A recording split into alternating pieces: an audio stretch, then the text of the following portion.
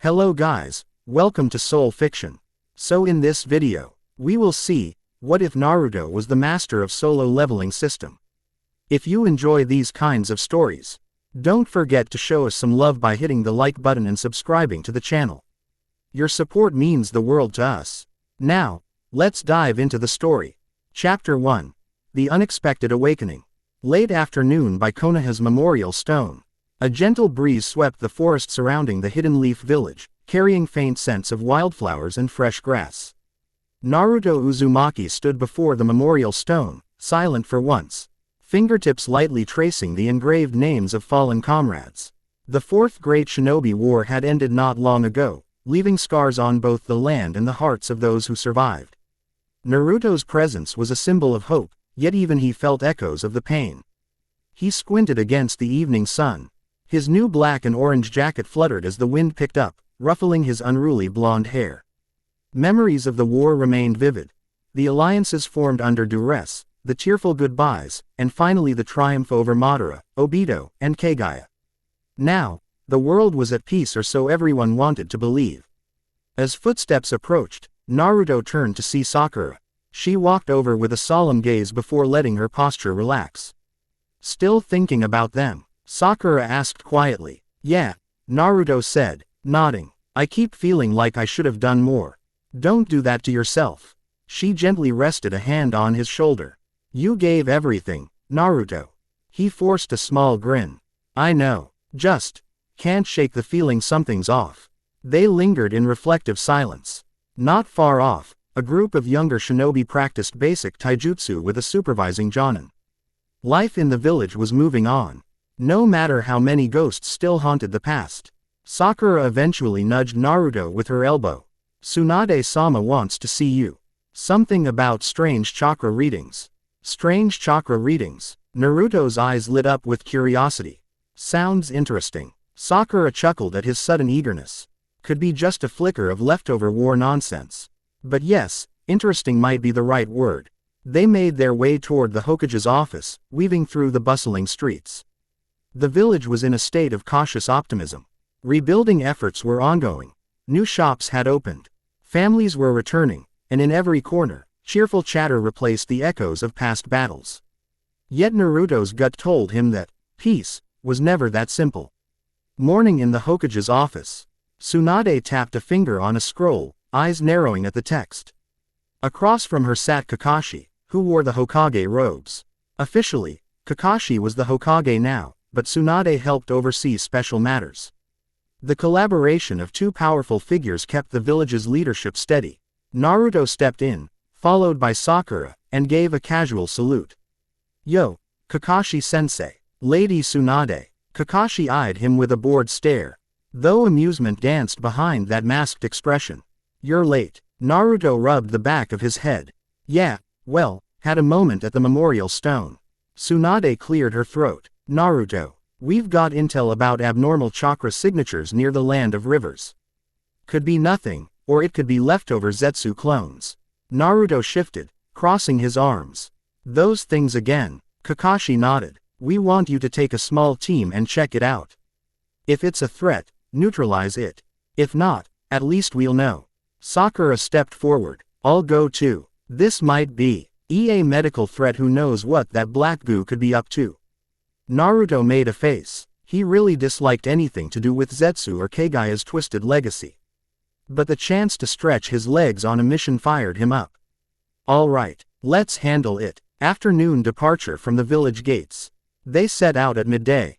Naruto, Sakura, and a pair of younger Jonin Shiba and Hitomi moved along the winding road leading out of the village. The mission was straightforward. Travel to the designated site, investigate, and report back. Naruto walked ahead with his usual swagger, occasionally spinning around to talk to Sakura. So, how's everything going with? She raised a brow. With what? You know, the hospital, your training, stuff like that. She shrugged. I'm fine. People are healing well. Working on advanced medical ninjutsu now that the war's over. Shiba, a young man with short brown hair, eyed Naruto with open admiration. Hey, Naruto-senpai, is it true you fought in close combat with Madara and Wan? Naruto turned. A grin plastered across his face. Ha, fought, yeah, but I had help. It was a team effort. Hitomi, a quiet kunoichi with turquoise-tinted hair, joined in timidly. That's still amazing, though. Sakura snorted. He's more humble than he used to be, at least. Naruto shot her a playful grin. If you say so. They laughed, forging an easy camaraderie on the road. The clouds above rolled in slowly, promising cooler weather. As the group continued, Naruto felt a slight tingle at the back of his neck. Nothing alarming, just a strange sense that something hovered beyond his usual awareness. Over the years, he'd learned to trust his instincts.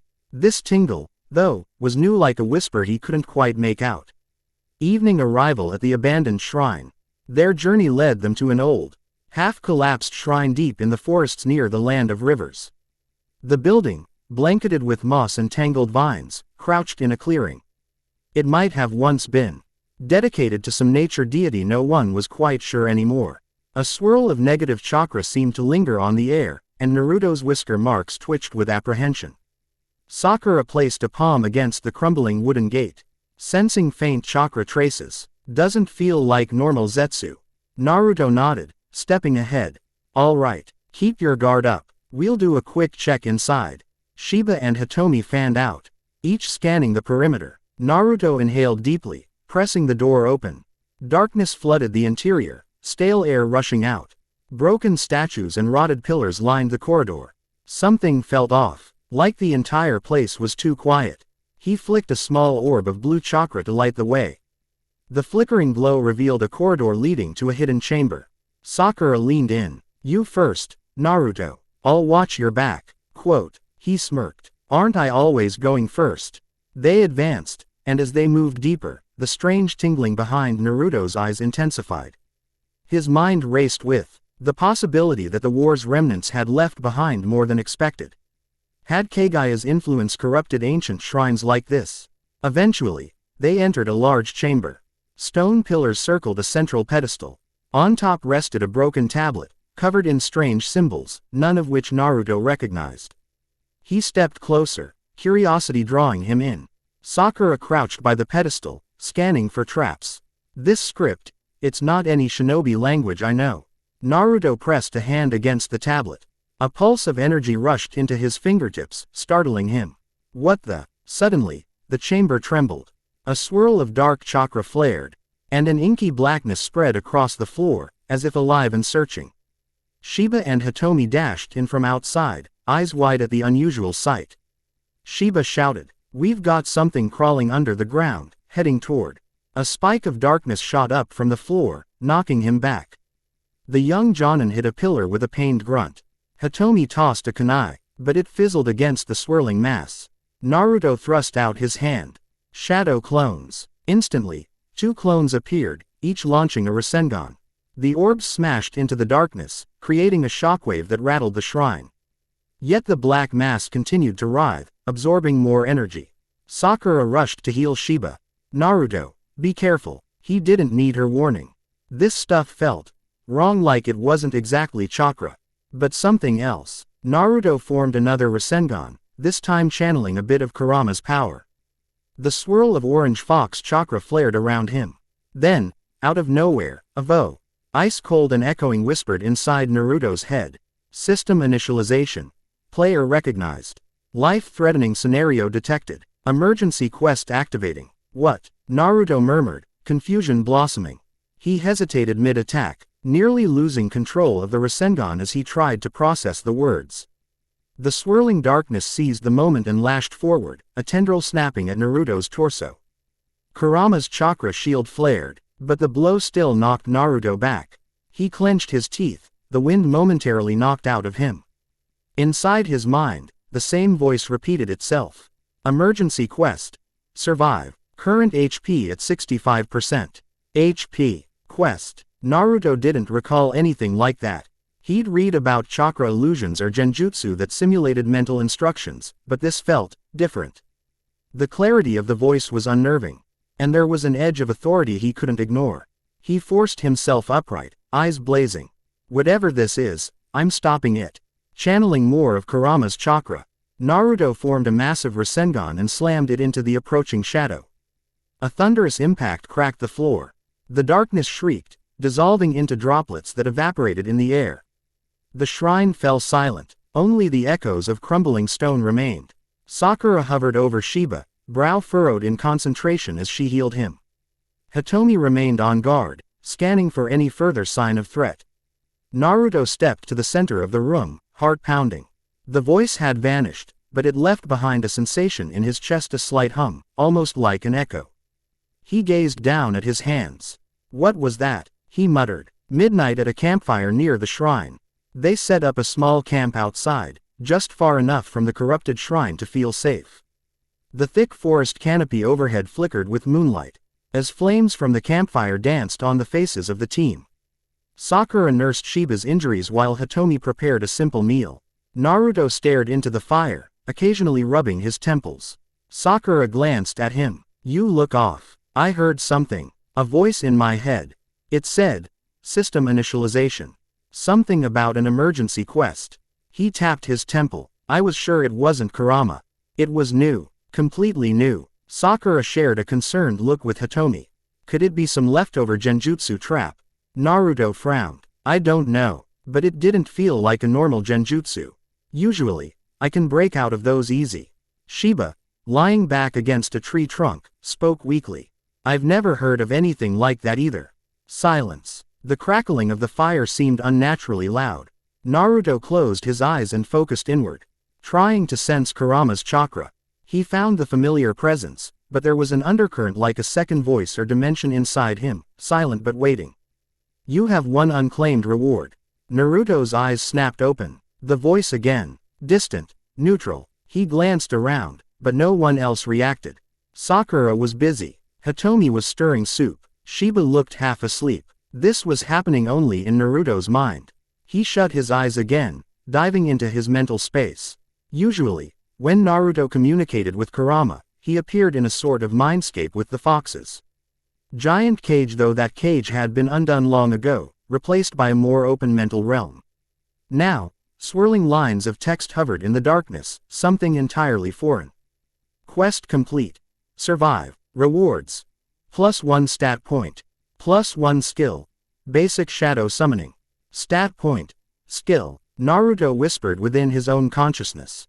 He tried to interact with it as if it were an on-screen menu, focusing on the lines of text. To his shock, a status window appeared in front of him. Name: Naruto Uzumaki. Level: 1. Title: None. HP: 100%.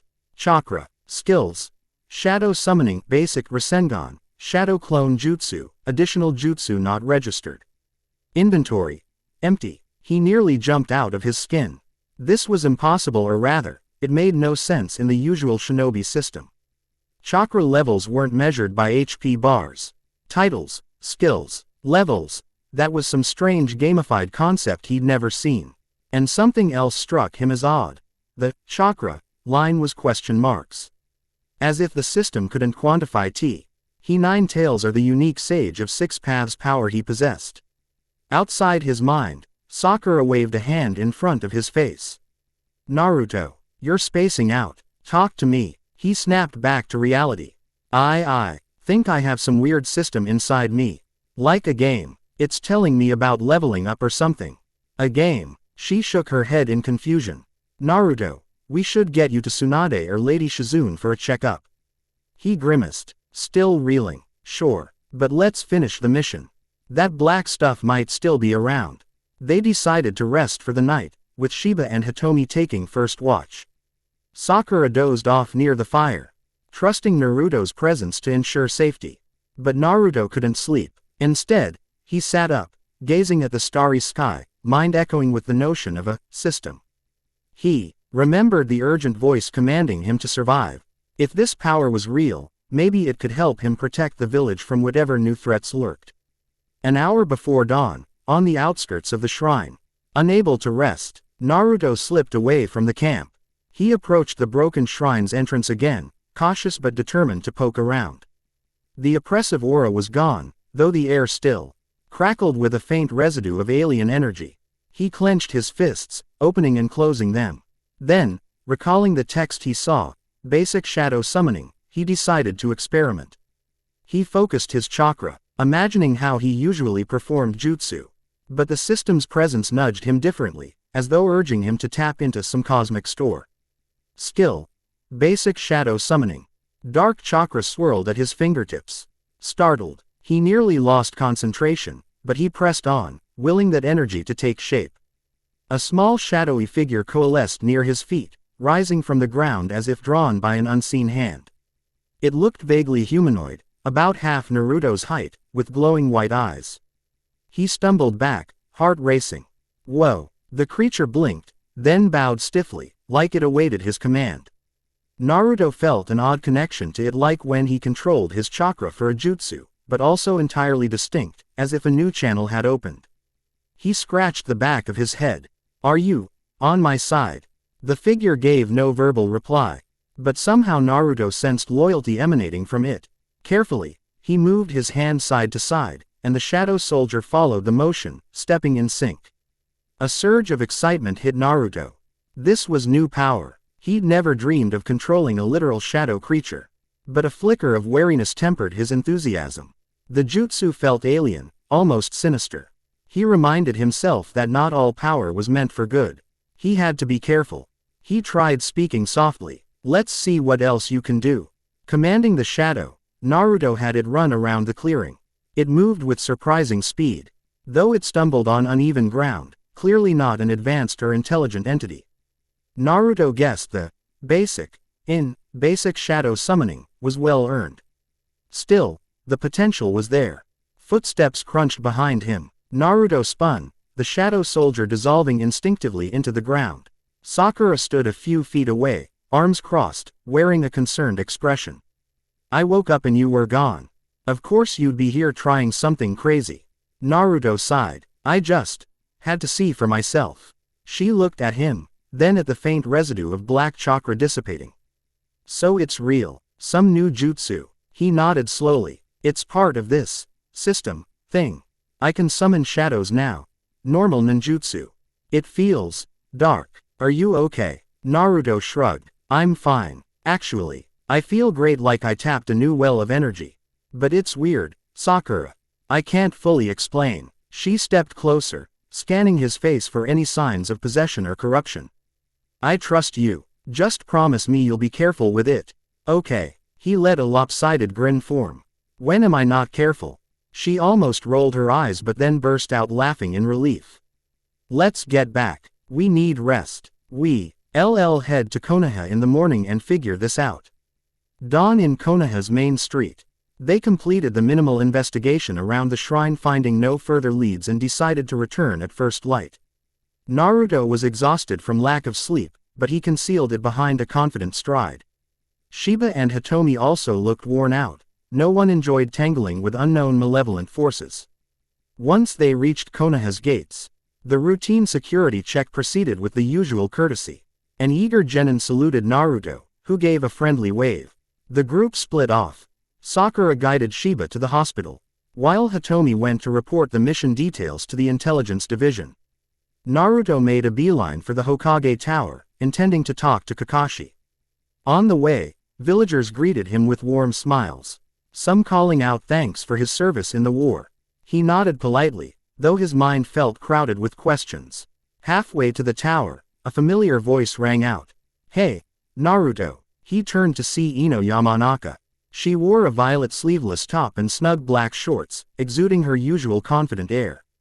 Her long blonde hair, pulled back in a high ponytail, gleamed in the morning sun. A curious expression filled her face as she hurried over. "Word is you just got back. There's a million rumors about your mission." Naruto raised a brow. "Rumors? People said you fought some weird sludge creature and might be cursed." She paused, scanning his appearance. "You look fine to me." He smirked. "I'm not cursed. Just maybe a little special." Ino leaned in, a slight smile on her lips. "Special? Huh. Well, let's hope it's not trouble. You're always up to something, Naruto." He couldn't resist leaning closer with playful energy. "Worried about me, Ino?" She batted her lashes in feigned annoyance.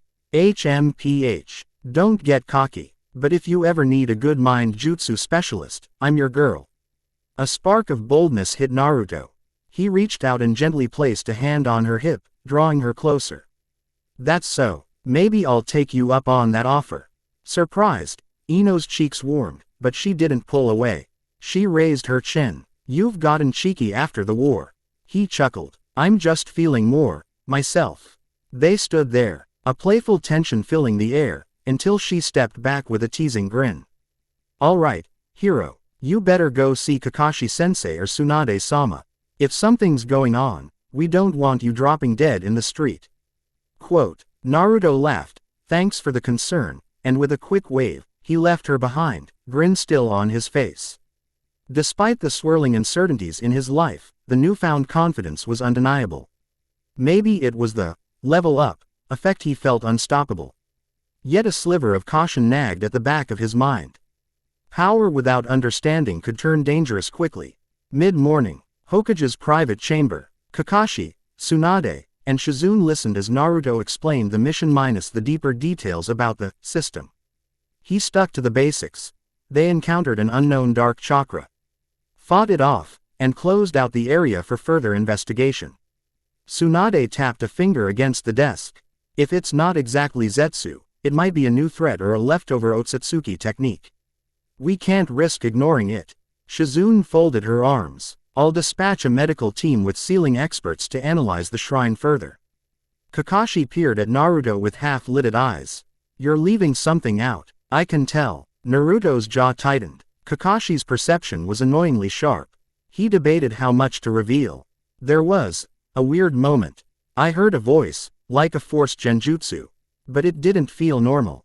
Kakashi leaned forward, his expression grave.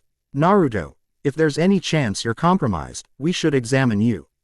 Tsunade agreed, eyes flicking with concern. Better safe than sorry, especially with your background, everything about the Nine Tails and your connections to sage powers. Naruto glanced down, exhaling. He hated being prodded like a lab specimen, but he trusted them. All right, check me out, but trust me, I feel fine. No illusions or anything. Shizune stepped closer, forming a diagnostic palm of green chakra. Hold still. This won't take long. Her scanning technique glowed around Naruto's torso and head. He fought the urge to tense. If the system was hidden inside him, would it show up on medical ninjutsu? He expected some reaction. Seconds ticked by. Shizune's brow furrowed, and she traded a puzzled glance with Tsunade. Tsunade stepped in to assist, layering her own diagnostic jutsu. The energy flickered, then receded. Tsunade withdrew her hand. His chakra is stable, maybe even more robust than usual, but no sign of external illusions or foreign energy. She paused. It's almost like a second reservoir of power sits dormant alongside Kurama's. But it's faint, borderline undetectable. Kakashi's expression turned serious. Keep an eye on it, Naruto. We don't want any surprises. Naruto bobbed his head. I get it. If it acts up, I'll come straight here. Quote. For now, they let it slide. The official stance. Naruto was healthy, but something mysterious had latched onto him. Without immediate danger, they'd monitor the situation. Naruto left the office feeling both relieved and tense, unsure of how the system might evolve next. Noon at Ichiraku Ramen. Still unsettled, Naruto headed to his favorite spot Ichiraku to clear his mind. The savory aroma of broth and noodles greeted him like an old friend. He took a seat at the counter, flashed a grin at Chuki, and ordered 2 bowls of miso ramen with extra pork. As he waited, he stared absently at the countertop. The system's interface flickered in his mind whenever he closed his eyes. A stray thought triggered the words again. Status. Naruto Uzumaki, Level 1, HP 100% Chakra. He mused that maybe he could level up by fighting or training. But how? The war was over. Maybe missions would do it. If the system functioned like a game, perhaps he needed more battles or quests. The idea excited him. He'd always loved pushing himself. Your ramen's ready, Naruto. Chuki announced with a warm smile. Thanks, old man. Naruto snapped back to reality, inhaling the aromatic steam. He devoured the first bowl quickly, the taste bringing back simpler memories. Halfway through the second bowl, someone slid onto the stool beside him. Busy day, Naruto. A feminine voice teased. He turned. Ino again. She must have caught wind of his location. Or perhaps they just had a knack for crossing paths. He smirked, slurping noodles. It's never too busy for Ichiraku. She eyed his towering bowls of ramen. You might be the only person who can eat this much and still keep that figure. He grinned mischievously, admiring the figure. Huh. She rolled her eyes but didn't hide the faint flush. Get over yourself. Then she leaned in closer, lowering her voice. Listen, rumor has it you've got some crazy new ability. People saw you messing with Black Chakra. Naruto paused, remembering that Ino was a gossip magnet, but also a valuable ally. Her mind jutsu could dig into places unseen. He wondered if confiding in her might help. Let's say I've discovered a new trick, he finally said. But it's not exactly standard ninjutsu. She placed a hand on his shoulder and squeezed slightly. Just be careful, we don't want you losing control. He looked into her eyes, a flicker of gratitude. Thanks, Ino. Don't worry, I'm not letting anything get the best of me. She studied him for a moment, then in a bold move, placed a quick kiss on his cheek. His face heated, and he froze. Noodles halfway to his mouth. Ino pulled back with a small, confident smile. You're different lately. More self-assured. I kinda like it. She flipped her ponytail. But keep your head in the game. With that, she slipped off the stool and glided away, leaving Naruto stunned. He brushed a hand over the spot where her lips had touched his skin, a surge of warmth flooding him. This was new territory. He had a history of longing for acknowledgement, but never had he been so straightforwardly flirted with. He chuckled under his breath. Guess I'm doing something right. Afternoon training ground 7. Determined to see how this system worked in action, Naruto headed to the old training ground where Team 7 used to meet. The clearing brought back memories of Kakashi's bell test, Sasuke's brooding glares, and Sakura's early struggles. It felt almost nostalgic. Naruto formed a few shadow clones. He needed to see if regular training would trigger the system. The clones spaced out, each taking a stance. They engaged in a mock taijutsu spar, exchanging swift punches and kicks. After several minutes, Naruto paused to focus inward. Did the system notice this? Would he get experience or something? A silent hush in his mind. No notifications. He sighed, dismissing the clones. Maybe it only works in real danger. A rustle in the bushes drew his attention. He tensed, expecting an ambush. When the figure emerged, it was Sasuke, hands in his pockets, a bored expression on his face. Training alone? Sasuke asked. Naruto grinned. You here to spy or just bored? Sasuke shrugged. I heard you encountered some weird chakra. Wanted to see if you're about to break the world again. Naruto chuckled, though he also felt a pang. Their rivalry was calmer now, overshadowed by mutual respect. But they'd never be the buddy-buddy type. I'm fine, Tem, Naruto said. If you're worried, we can spar. Sasuke's eyes narrowed, the Rinnegan swirling faintly in one eye, the Sharingan replaced or dormant in the other. You sure you're up for it?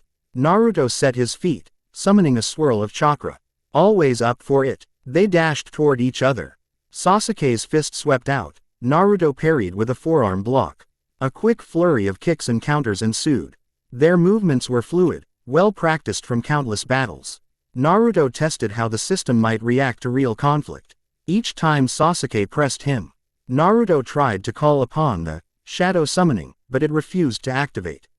Maybe because he wasn't in genuine mortal danger. Sasuke smirked, flipping backward. You're holding back. Something's on your mind. Naruto panted, just distracted. In a flash, Sasuke yanked a kunai from his belt and launched it. Naruto deflected with a well-aimed strike, metal clanging. The two locked eyes, tension filling the air. Then, almost as quickly as it started, Sasuke relaxed his stance. You feel different, more confident, less reckless. Sasuke studied him, but still the same idiot at heart. Naruto snorted. TCH. Thanks for noticing. A hush settled. Sasuke turned away, hands slipping back into his pockets. Try not to drag the whole world into chaos if you discover a new power. Got it. Naruto exhaled. I'll do my best, Tem. Evening at Naruto's apartment. That night, Naruto lay on his small futon, arms folded behind his head. The moonlight filtered through the window, casting pale shadows on the walls. He wanted answers. Where did this system come from? Why him? The presence in the shrine triggered something, but what exactly? He closed his eyes, focusing inward. His system interface flickered to life again in the darkness of his mind. Name: Naruto Uzumaki. Level: 1. Title: None. HP: 100%. Chakra. Skills: Basic Shadow Summoning LV.1. Quests: None. Inventory: Empty. No new quests. No progress. The entire concept was bizarre. He tried to recall the moment in the shrine, a swirl of black chakra, a tablet with strange inscriptions. He wondered if returning to that place might unlock more. But for now, the only clue was the cryptic new power. With a low sigh, he turned on his side.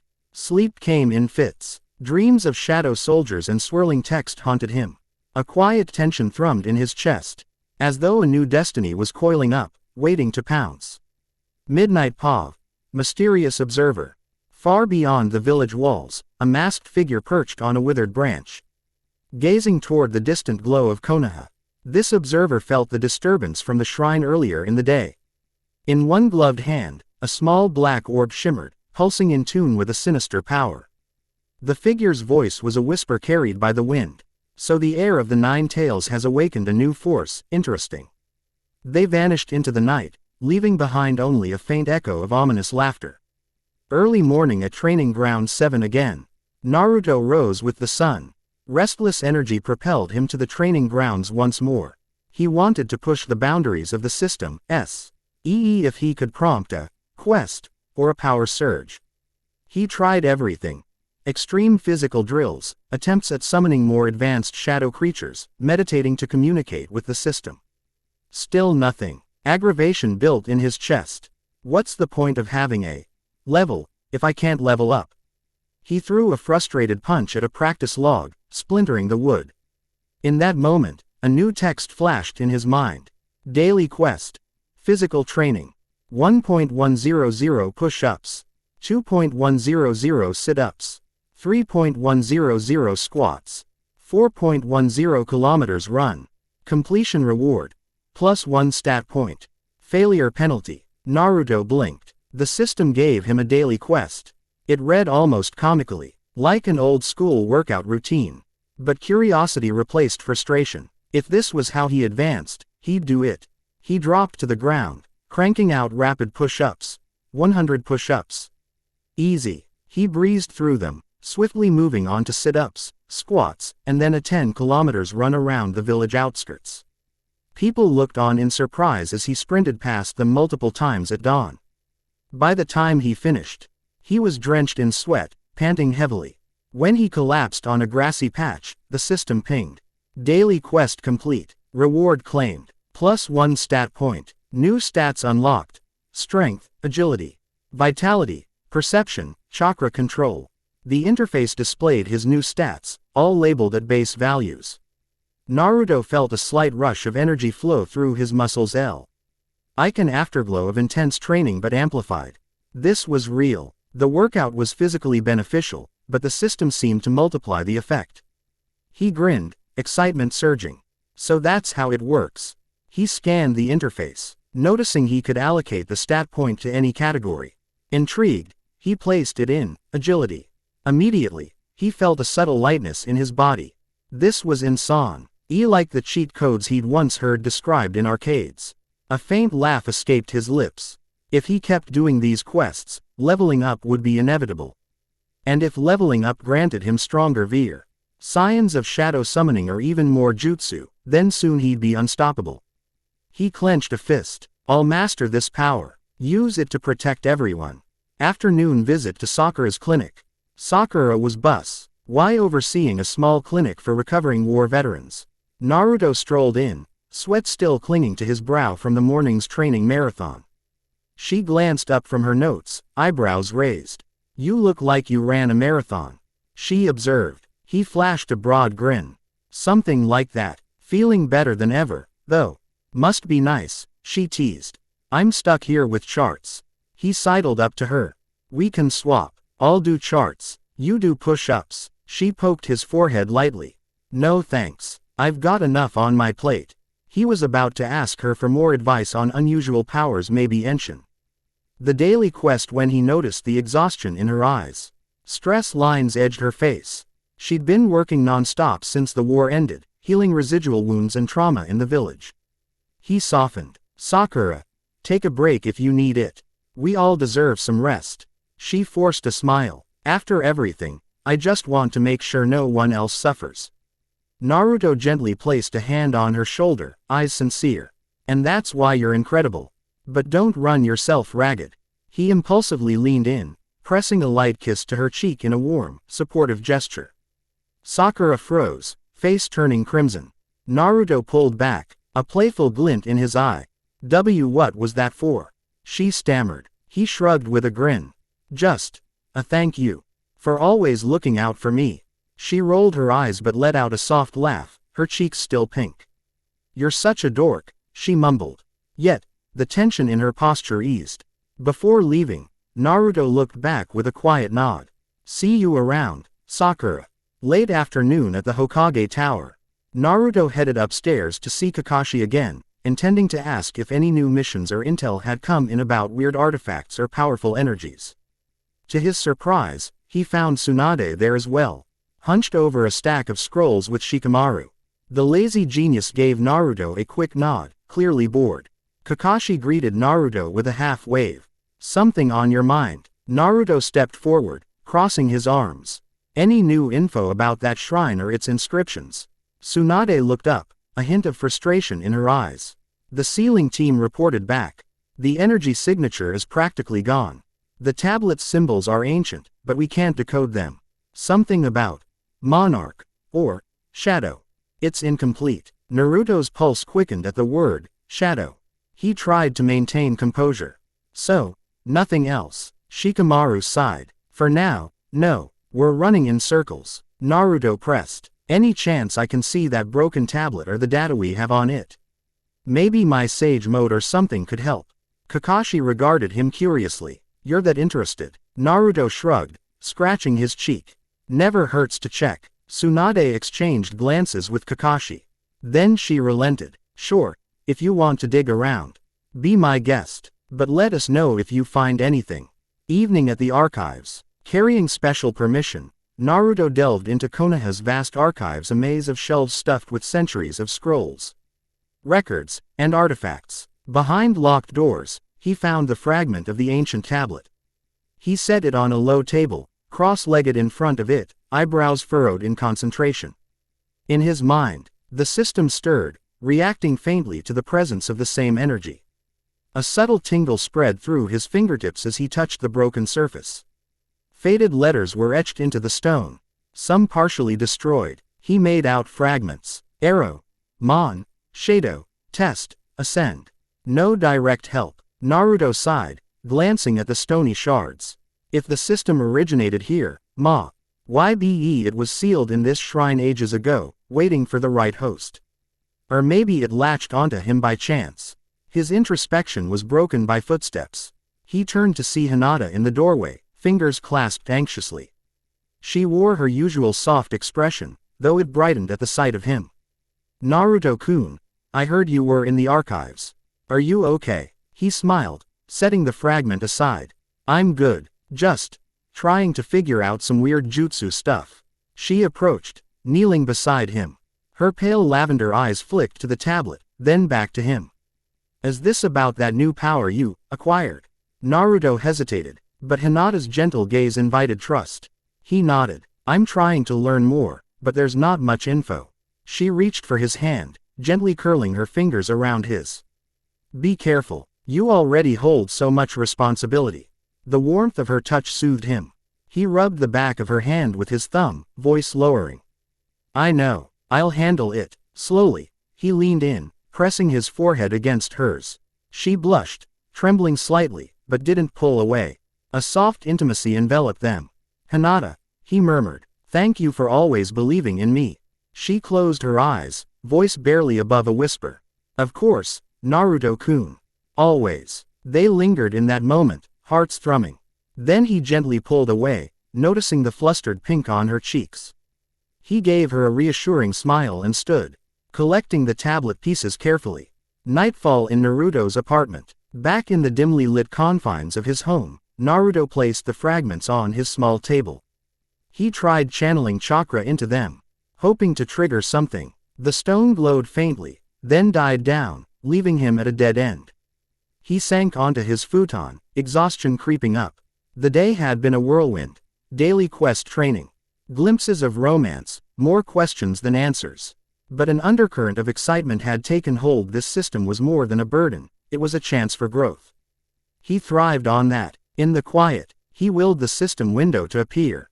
Name: Naruto Uzumaki. Level: 1. Title: None. HP: 100%. Chakra. Stats: Strength: 10. Agility: 11 after adding +1. Vitality: 10. Perception: 10. Chakra control: 10. Skills: Basic Shadow Summoning LV.1. Quests: None. Inventory: Empty. A smirk tugged at his lips. He had a blueprint now. Daily quests, leveling, stat points. If he built himself up, he could stand on par with any future threat. Still, a knot of uncertainty twisted in his gut. What if he lost control? He shook his head. No, I'll master it, like I did with Kurama. As if in response, a faint pulse radiated from deep within, and he felt Kurama stir in mild annoyance. Naruto closed his eyes, drifting off into restless sleep, dreaming of shadow armies at his command and he swirl of new powers dancing at his fingertips. At the edge of Konoha's wall, path of the mysterious observer. Far off, that masked figure stood watch once again, perched near a towering oak. Behind the mask, their eyes glinted with hungry curiosity. The black orb in their gloved hand shimmered in sync with Naruto's hidden power. So it begins. The one who holds the system. Let's see how far you'll ascend, Naruto Uzumaki. A low laugh drifted into the night sky. The figure vanished in a flicker of shadow, leaving behind only the faint rustle of leaves. End of Chapter 1. Chapter 2. Learning the Shadows. Early morning. Naruto's apartment. Sunlight crept through the window, falling across Naruto's face. He stirred on his futon, body aching from the previous day's intense training. His eyes snapped, open as soon as he heard the faint chime in his mind, like a soft bell that only he could hear. He blinked, and the daily quest screen materialized at the edges of his vision. Daily quest. Physical training. 1.100 push-ups. 2.100 sit-ups. 3.100 squats. 4.10 kilometers run. Completion reward. +1 stat point. Failure penalty. He sat up, yawning loudly. Despite the soreness in his limbs, an eager spark lit his gaze. This was day 2 of his new routine, and if the pattern held, completing these simple tasks would net him another precious point to distribute among his stats. It felt oddly game-like, but the tangible surge of strength after yesterday's session was proof it worked. He swung his legs over the side of the futon and stretched his arms overhead. "Let's do this," he muttered, voice still husky with sleep. There was no use complaining. If this system was truly a path to unlocking monstrous power, he had no intention of slacking off. He cleared some space on the floor, inhaled deeply, and dropped into push-ups. Each repetition drove away the lingering grogginess. Yesterday's sudden transformation, receiving a quest screen, leveling up, that bizarre shadow summoning still felt surreal. Yet, the adrenaline that came with it was addictive. For once, he had a structured path to growth, aside from the usual guesswork or near-death experiences that had murked his past training. 50 push-ups in, his arms started to burn. He clenched his teeth, pressing on, determined to hit 100 without pause. Sweat beaded on his forehead, dripping onto the wooden floor. This was nothing calm, paired to the Rasengan training he'd once endured, but it was enough to stir his competitive spirit. He finished the push-ups, quickly flipped onto his back for sit-ups, then followed with squats. By time he stepped out onto the street for the 10 kilometers run, his body was blazing with warmth. He set off at a steady pace through the village, wearing a dark orange t-shirt and black shorts. Konoha bustled with early morning life. Shopkeepers rolled up shutters, children scampered around corners, and shinobi swapped shifts at the gates. Most greeted Naruto with friendly waves or respectful nods. He returned them absently, mind focused on the run. The system's quest demanded a full 10 kilometers, and he aimed to crush it as quickly as possible. Partway through his route, he sensed a familiar presence behind him. Glancing over his shoulder, he saw Kiba trotting along, hands stuffed in his jacket pockets, Akamaru by his side. The big white dog panted happily. "Yo," Naruto greeted, slowing to let them catch up. "Out for a run too?" Kiba smirked, matching Naruto's pace. "More like walking the dog. But yeah, I saw you tearing through the marketplace like a maniac." "Thought I'd say hi," Naruto grinned, "just working up a sweat." "Gotta keep in shape," Akamaru barked, wagging his tail. They jogged alongside each other through a cluster of houses, the morning sun inching higher in the sky. People waved at them, calling cheerful hellos. Naruto's breathing remained steady somehow. The daily quest gave him a sense of discipline that reminded him of training for Sage Mode. Kiba eyed Naruto. "Heard you found something weird on your last mission. Some dark chakra. People are talking." Naruto kept his gaze forward. "Yeah, weird is right. We're still figuring it out." Kiba shrugged. "Knowing you, you'll handle it. Just try not to blow up the village in the process." Naruto gave an exaggerated scoff. That was one time. He angled himself to sprint ahead, leaving Kiba behind in a swirl of dust. The other shinobi shouted an annoyed protest. But Naruto just laughed. He needed to maintain his pace for the quest. Socializing could wait. He powered through the remaining kilometers until his legs burned and sweat soaked his shirt. At the end of the final stretch, he felt that subtle tingle in his mind, a sense of completion. The system's prompt appeared. Daily quest complete. Reward claimed. +1 stat point earned. He braced himself against a tree, panting. After a minute, his breathing steadied, and he tapped into the swirling data window. A quick mental command opened his status page. Name: Naruto Uzumaki. Level: 1. HP: 100%. Chakra? ? Stats: Strength: 10. Agility: 11. Vitality: 10. Perception: 10. Chakra control: 10. Available stat points: 1. Skills: Basic Shadow Summoning LV.1. Quests: None. Inventory: Empty. He debated where to put the point, eventually settling on strength. An immediate surge of vigor rippled through his muscles, though it wasn't dramatic, just a subtle upgrade. "All right," he murmured. "Nothing insane yet, but give it time." Rubbing his aching arms, Naruto headed back toward his apartment to change into fresh clothes.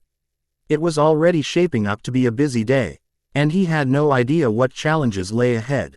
Mid-morning at the Hokage Tower. Cleaned up and wearing his usual black and orange jumpsuit, Naruto marched into the Hokage Tower.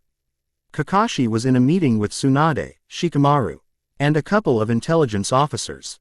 The large windows let sunlight flood the circular office, illuminating walls lined with mission scrolls.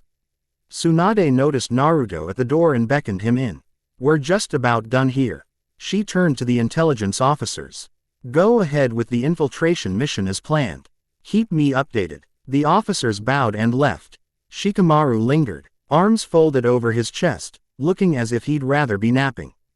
Kakashi, behind the Hokage's desk, gestured for Naruto to come closer. Kakashi tilted his head. "Naruto, good timing. We've received some interesting news." Quote. Naruto crossed his arms, curiosity piqued. "Does it have to do with that shrine?" "Sort of," Tsunade replied. "Another ruin in the Land of Rivers just lit up with a similar chakra signature." Shikamaru sighed. "Troublesome. It might be connected to that tablet you found." Naruto felt a flutter of excitement and a thread of apprehension. On one hand, more clues about the system. On the other, a potential threat. "So, what's the plan?" Kakashi folded his gloved hands atop the desk. "We'd like you to head there. You and a small team. This might be the bees. Chance to see if these sites are truly linked." Tsunade's eyes narrowed. "And if you run into something hostile, we trust you can handle yourself." Naruto smirked, nodding. "No problem. Who's coming with me?" Shikamaru gave a short chuckle. "I'm assigning a small recon squad. Since it's near the Land of Rivers, we might also see Suna shinobi. Temurese in the area on diplomatic business." You'll meet up with her if necessary. We'd also like at least one medic with you, just in case. Tsunade checked a list. Sakura is busy with a hospital initiative, so I'll send Shizune if she's free. Otherwise, you'll have to rely on basic field medics. Naruto shrugged. I'll work with whoever you pick. When do I leave? Kakashi leaned back in the chair. Tomorrow morning. Until then, rest up or train, in your case. We don't know what's waiting at that site. A swirl of excitement rose in Naruto's chest. Another mission, possibly linked to that bizarre black energy. Maybe he'd unlock more about the system. He gave a confident salute. Got it. I won't let you down. Outside the Hokage Tower, Naruto walked down the steps into the bustling main street, mind swirling with anticipation. He nearly collided with Ino, who was dashing toward the building with a stack of papers in her arms. She squeaked in surprise, stumbling forward. He caught her by the waist before she could topple, the documents fluttering around them. She blinked up at him, face inches away. Naruto. He steadied her, a playful grin sliding across his lips. You should watch where you're going. She set the papers aside, cheeks pink. Says the guy barreling out the door like a bull. A moment of close proximity lingered. He found himself distinctly aware of the warmth of her body beneath his hands. Instead of pulling away quickly, he held her gaze. A tiny spark flickered. She coughed and stepped back, brushing imaginary dust off her clothes. Anyway, Ino continued, pushing a strand of blonde hair behind her ear, IW. As just dropping these reports off for Shikamaru. We're gathering intel on odd chakra surges. Heard you're heading out again soon. He nodded. Yeah, another site might have a clue about the shrine. Figured I'd check it out. She pursed her lips. Be careful, I don't like the sound of those dark chakra readings. He smiled. I'll be fine. I'm not the same knucklehead you remember. She raised an eyebrow. Oh, I've noticed, she said, letting her gaze flicker over him briefly. A hint of boldness crossed her face as she leaned forward, planted a quick kiss on his jaw, and then collected her scattered papers. Good luck, hero. He watched her depart, heart thumping with a strange mix of exhilaration and pride. It felt good, this sense of connection with his peers, who were no longer treating him like some outcast or lost cause. He took a moment to breathe, then wandered off, mind spinning with thoughts about tomorrow's mission. Afternoon at Training Ground 7. Naruto decided to get one last training session in. The warm breeze rustled the trees. Overhead, a bright sun burned in a cloudless sky. Memories of Team's earliest days flooded his mind. Kakashi's bell test, Sasuke's silent determination. Sakura's youthful exasperation at his antics. He inhaled deeply, forming 3 shadow clones. After a nod, they launched into a fierce taijutsu spar. He wanted to push the envelope and see if the system recognized the effort. The clones were no joke. Each moved with near equal skill to him, forcing him to remain on high alert. Even so, Naruto realized his reaction time felt slightly improved compared to a few days ago. Perhaps the incremental stat boosts really did matter, even if they were small. A grin spread across his face. This was going to be a wild journey. He ducked under a sweeping kick from one clone and countered with a punch.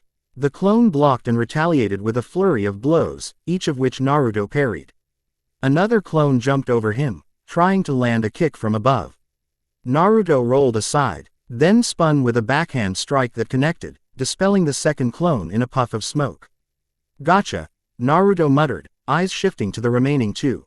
Before they could regroup, he funneled chakra into his feet and dashed forward at high speed.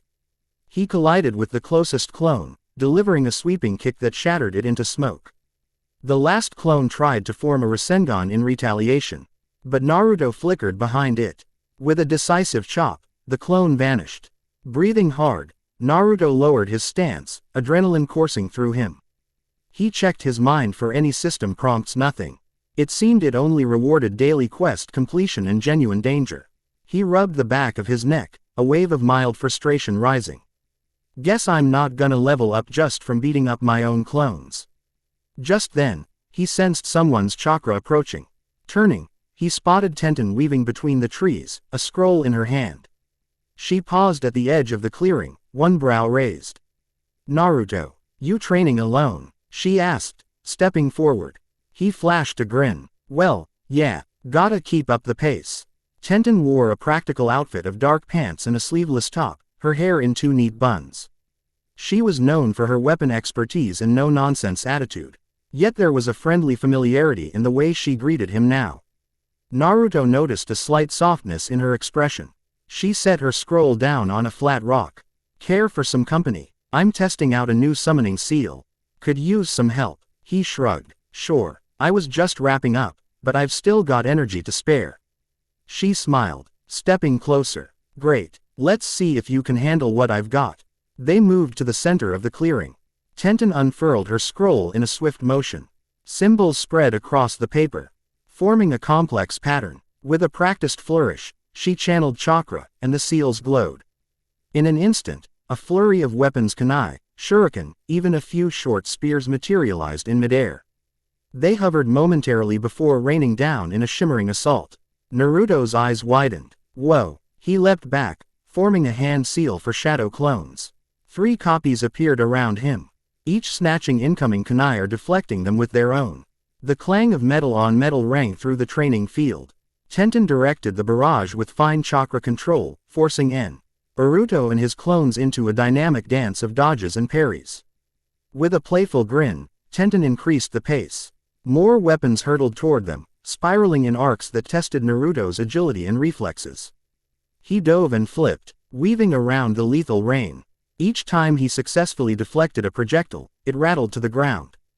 After a minute of intense maneuvering, Tenten ceased the barrage. She tapped a seal, recalling the scattered weapons in a swirl of smoke. Naruto's clones disappeared, leaving him panting lightly. Tenten admired his performance. Not bad. Your movements are sharper than I remember. He wiped sweat from his brow. I've been training. A lot's changed since the war. She studied him, stepping closer. Guess we've all changed. But you seem more confident, more focused. He shrugged, but his grin betrayed pride. Trying to become the best version of myself, that's all.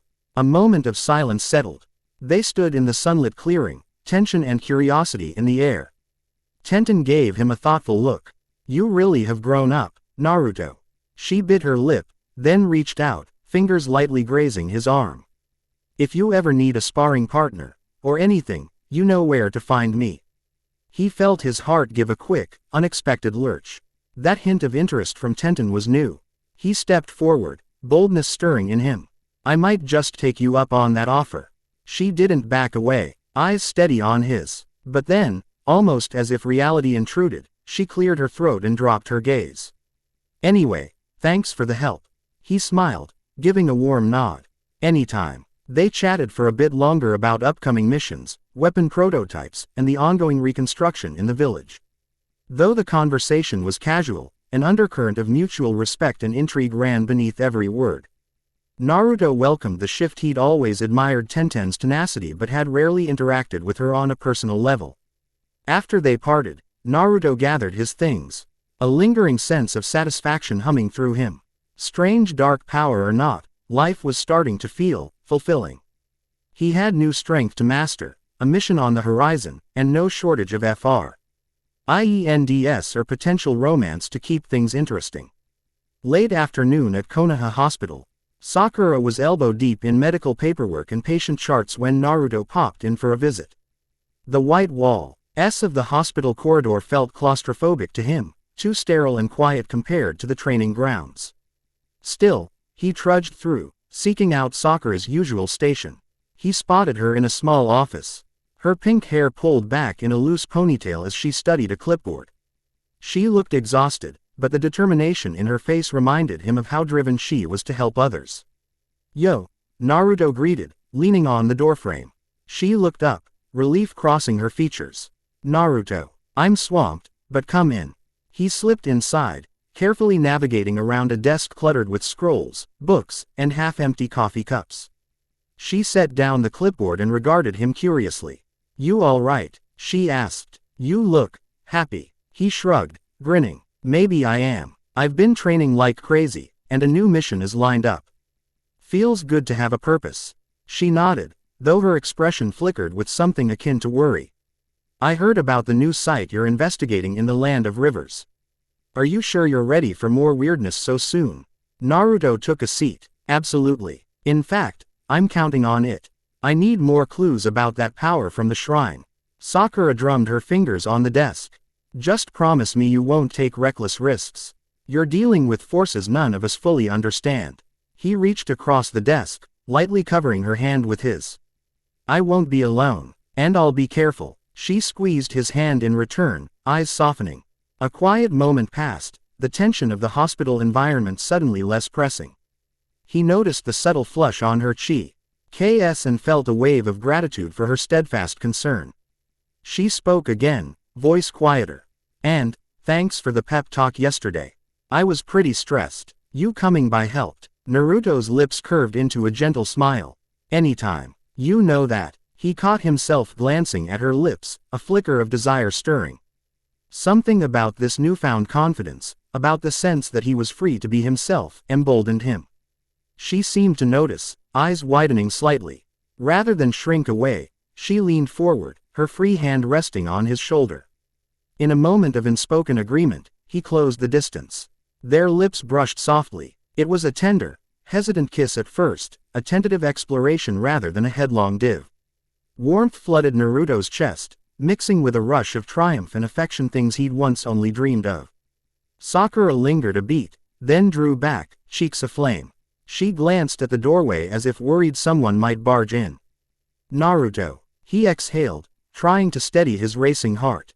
I'm sorry, She shook her head, a faint smile tugging at her lips. No, don't apologize. Then she set a hand over his. Just, maybe not in front of the entire hospital. He laughed softly, the tension evaporating. Got it. Discretion, right, she nodded, looking both relieved and flustered.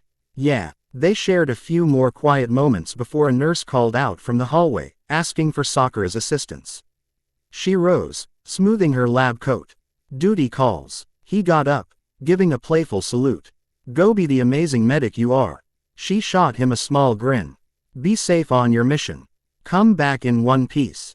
He left the hospital with a heart that felt both lighter and more tangled than ever. Between Ino's flirty kisses, Tenten's newfound interest, and Sakura's gentle affection, Naruto couldn't deny that his life had become unexpectedly complicated. A part of him felt guilty, uncertain how to navigate these overlapping feelings. Another part relished the attention, and undue recognition of the man he'd grown to be. Yet he had little time to dwell on it. Tomorrow, he would venture into unknown territory, chasing the shadows that might hold the secrets to his new power. Nightfall at Ichiraku Ramen. Under glowing paper lanterns, Naruto slurped down a steaming bowl of miso ramen with extra pork. Chuki grinned from behind the counter, happy to see him as always, and Ayame refilled a pitcher of water nearby. The vibrant chatter of evening customers filled the small stall, shinobi discussing missions, villagers unwinding after work, a group of academy students giggling at a corner table. Naruto savored the comfort. Ichiraku had been a haven during lonely days, and it still felt like home. Halfway through his second bowl, he felt a hand on his shoulder. Turning, he found Hinata. Cheeks tinted a delicate pink. She wore a light lavender jacket and dark pants, looking every bit the gentle soul he'd grown to care for over the years. Hinata, he greeted warmly. Come, sit. She took the seat next to him, folding her hands in her lap. I was in the area and heard you were here. He waved Chuki over. Another bowl, please. Hinata's a big eater too. She flushed but made no move to refuse the offer. Thank you, Naruto-kun. They shared small talk about the village reconstruction, how the Hyuga clan was adjusting after the war, and her ongoing training in gentle fist techniques. She listened attentively as Naruto mentioned his impending mission. She shifted slightly, concern evident.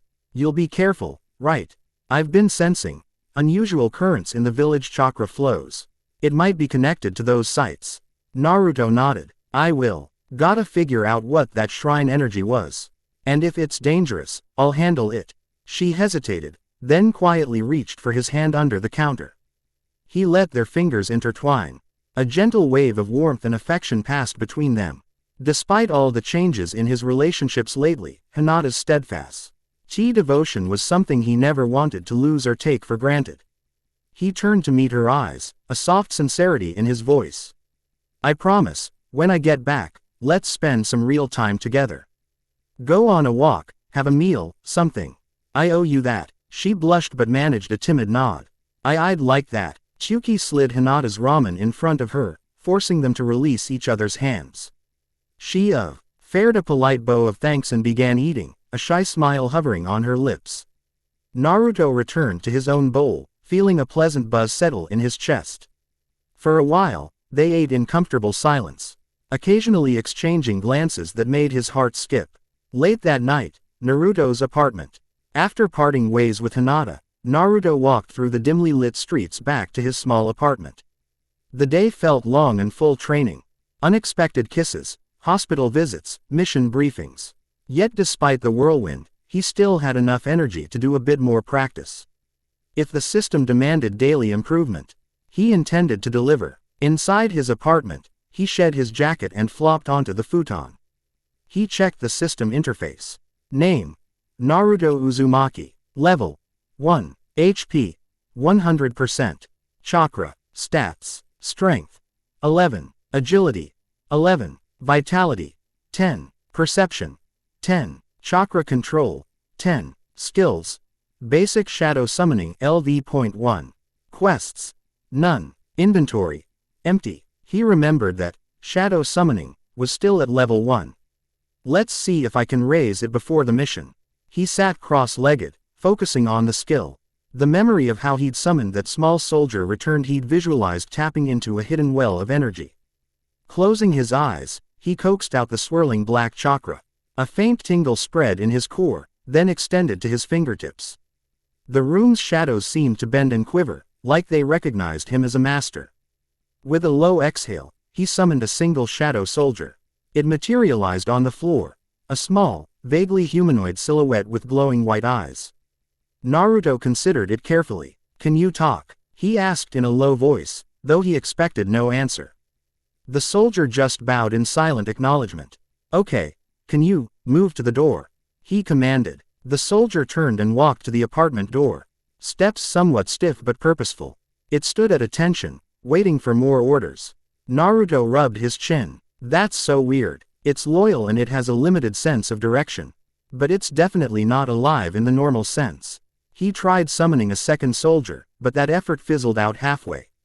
A wave of fatigue hit him, forcing him to stop. It seemed he could only sustain 1 or 2 at a time at this level of mastery, and it drained a portion of chakra, albeit small. Naruto dismissed the soldier, letting it dissolve into the floor. He laid back, staring at the ceiling. The possibilities of expanding this power were huge. He envisioned commanding an entire army of shadows, each as powerful as a shinobi. But there was still a long way to go. He drifted off to sleep with a sense of guarded optimism, unaware that far beyond Konoha's walls, eyes were watching him with growing intent. Early dawn, paw of the masked observer. Outside the village, perched on the highest branch of an ancient oak, the masked figure watched the sunrise light the horizon. A dark orb hovered in their gloved palm, flickering in tandem with a pulsing energy that resonated miles away. Naruto's energy. "So, the boy grows more attuned to the system," the figure murmured, voice muffled by the mask. A breeze rustled the leaves, but no other sound disturbed the eerie stillness. Their gaze shifted toward the distant silhouette of Konoha's gates. "Let him develop further. A sprout must break the soil before it can be plucked, or nurtured." The figure vanished in a swirl of black smoke, leaving only the faint echo of their presence in the wind. Morning at Konoha's main gate. Naruto stretched his arms above his head, letting the crisp morning air fill his lungs. He wore his mission gear, an updated jacket with reinforced plates, comfortable shinobi pants, and a kunai pouch strapped to one thigh. 2 shinobi from the Recon division stood nearby. Maki, a quiet man with gray hair, and Reina, a tall, red-haired woman known for her sensory abilities. Both gave polite nods to Naruto, clearly aware of his reputation. Shizune appeared at the gate soon after, tying her dark hair into a neat ponytail. She carried a medical kit slung over her shoulder, eyes bright with determination. "Morning, Naruto," he grinned. "Glad to have you, Shizune Nichan." Together, the 4 formed a modest squad. Their goal: travel to the reported site in the Land of Rivers, investigate the chakra anomaly, and gather intel. Simple on paper, but Naruto knew from experience that nothing was truly simple. They slipped out of the gates at sunrise, greeted by the rolling landscape of forests and hills. The air smelled fresh, a light dew clinging to the grass. Naruto took point, scanning the horizon. The tension of stepping into the unknown sharpened his senses in a way that daily quests never could. Hours on the road, the group maintained a brisk pace, conversation minimal. Shizune Okasi only asked Naruto about how he'd been feeling since the shrine encounter, but he played it off with confident assurances. He wasn't ready to tell her the full story of the system, especially not without more details himself. Maki and Reina mostly kept their observations to themselves, occasionally reporting to Shizune if they spotted something unusual. Naruto appreciated their professionalism but also found it a little dull compared to traveling with his usual close friends. By midday, they neared the border of the land of rivers. The terrain grew rockier, with cliffs and winding paths leading toward narrow valleys. Clouds gathered overhead, threatening rain. A sense of foreboding laced the atmosphere. They took a brief rest by a shallow stream. Naruto crouched beside the water, refilling a canteen. The reflection in the stream's surface made him pause. He saw the same old whisker marks, the same messy blonde hair. But beneath that exterior lay a secret power, waiting to be shaped. He closed his eyes, searching inward. If a threat lurked nearby, the system might start tossing quest prompts at him again. For now, nothing. Just the faint hum of potential. Shizune knelt next to him. "You feeling okay?" He forced a casual smile. "Yeah, just thinking." She placed a reassuring hand on his shoulder. "That's not like you," she teased softly. He let out a small laugh, then rose. "Let's keep moving. The sooner we get there, the better." Afternoon, approaching a deserted outpost. They passed several abandoned watchtowers perched atop jagged cliffs. Once, these might have belonged to minor clans or served as trading posts. Now, they stood in ruins, their walls crumbling, their doors rotted away. Naruto's senses prickled something was off. No birds circled overhead, and the wind seemed unnaturally still. Reina signaled to the group. "I'm picking up faint chakra signatures." "Very faint. They're spread out around those towers." Maki formed a brief hand seal, scanning the distance. No sign of a large force. Could be bandits or leftover mercenaries. Naruto's fists clenched at the thought of conflict, but he also felt a flicker of anticipation. The system might respond if danger loomed. He gave the group a nod and advanced. They navigated a series of rocky switchbacks until they arrived at the base of a small fort. Its wooden gate had long since collapsed, letting them see the courtyard inside. Faded banners, shredded by time, fluttered in the breeze. A scattering of footprints marred the dusty ground. Recent footprints. Shizune motioned for caution. "Let's keep our voices down. If there are hostiles, we want the element of surprise." They slipped into the courtyard, stepping carefully over rubble. The air smelled stale, tinged with decay. Maki and Reina each took a flank, scanning for movement. Naruto stuck close to Shizune, who kept her senses sharp for any wounded or hidden enemies. Suddenly, a low growl echoed from the corridor to their right. Naruto tensed, reaching for a kunai. From the shadows emerged two emaciated figures, bandits or perhaps mercenaries left behind. They wore tattered clothes and clutched rusted weapons. Their eyes held a desperate, feral light. One hissed, "Stop where you are." Naruto stepped forward, brandishing his kunai. "We don't want trouble. Let us pass." The second figure let out an unhinged laugh, brandishing a makeshift blade. "Your gear says you're from Konoha. You must be loaded with supplies." The first figure lunged, swinging a metal rod. Naruto dodged easily, sliding behind him and slamming an elbow into the bandit's back. The man crumpled with a gasp. The second bandit rushed Shizune, but Maki intercepted, delivering a precise blow that knocked him unconscious. Reina scouted ahead, then signaled all clear. These two must be half-starved stragglers. Probably not the main threat. As they tied the men up, Naruto noted the wild fear in their eyes. "What are you doing out here?" he asked, but they only muttered incoherent pleas. Clearly, they were no more than desperate survivors. Shizune sighed, checking their vitals. "They're malnourished, dehydrated. We can't just leave them to die." Naruto nodded. "We'll pass them to a nearby outpost for aid." They're not the problem we came for. They dragged the men into a safer area of the courtyard, leaving basic supplies, water, some ration bars. Shizune Scrib bled a note instructing any passing shinobi to escort these bandits to the nearest medical station if they were stable enough.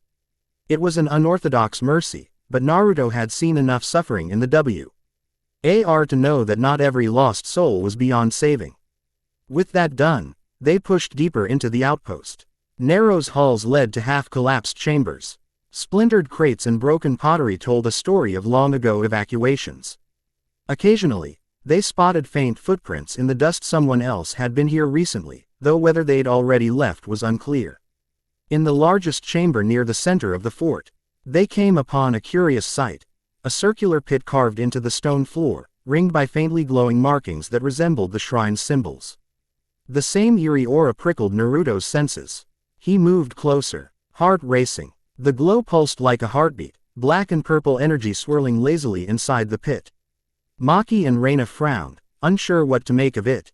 Shizune crouched at the edge, scanning the markings.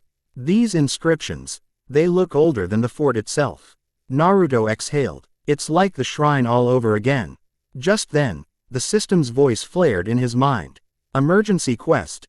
Investigate the corrupted gate. Objective. Seal or overcome the power within. Failure penalty. A wave of cold dread rippled through Naruto. The system had triggered an emergency quest, which meant real danger. Shizune glanced over at him. Naruto, you look tense. He swallowed hard, forcing a steady tone. I think something nasty is about to happen. From the swirling darkness within the pit, a shape rose. A large, lizard-like creature formed of shadow and chakra, eyes burning red. It hissed, releasing a wave of suffocating energy that made Maki and Reina stagger back.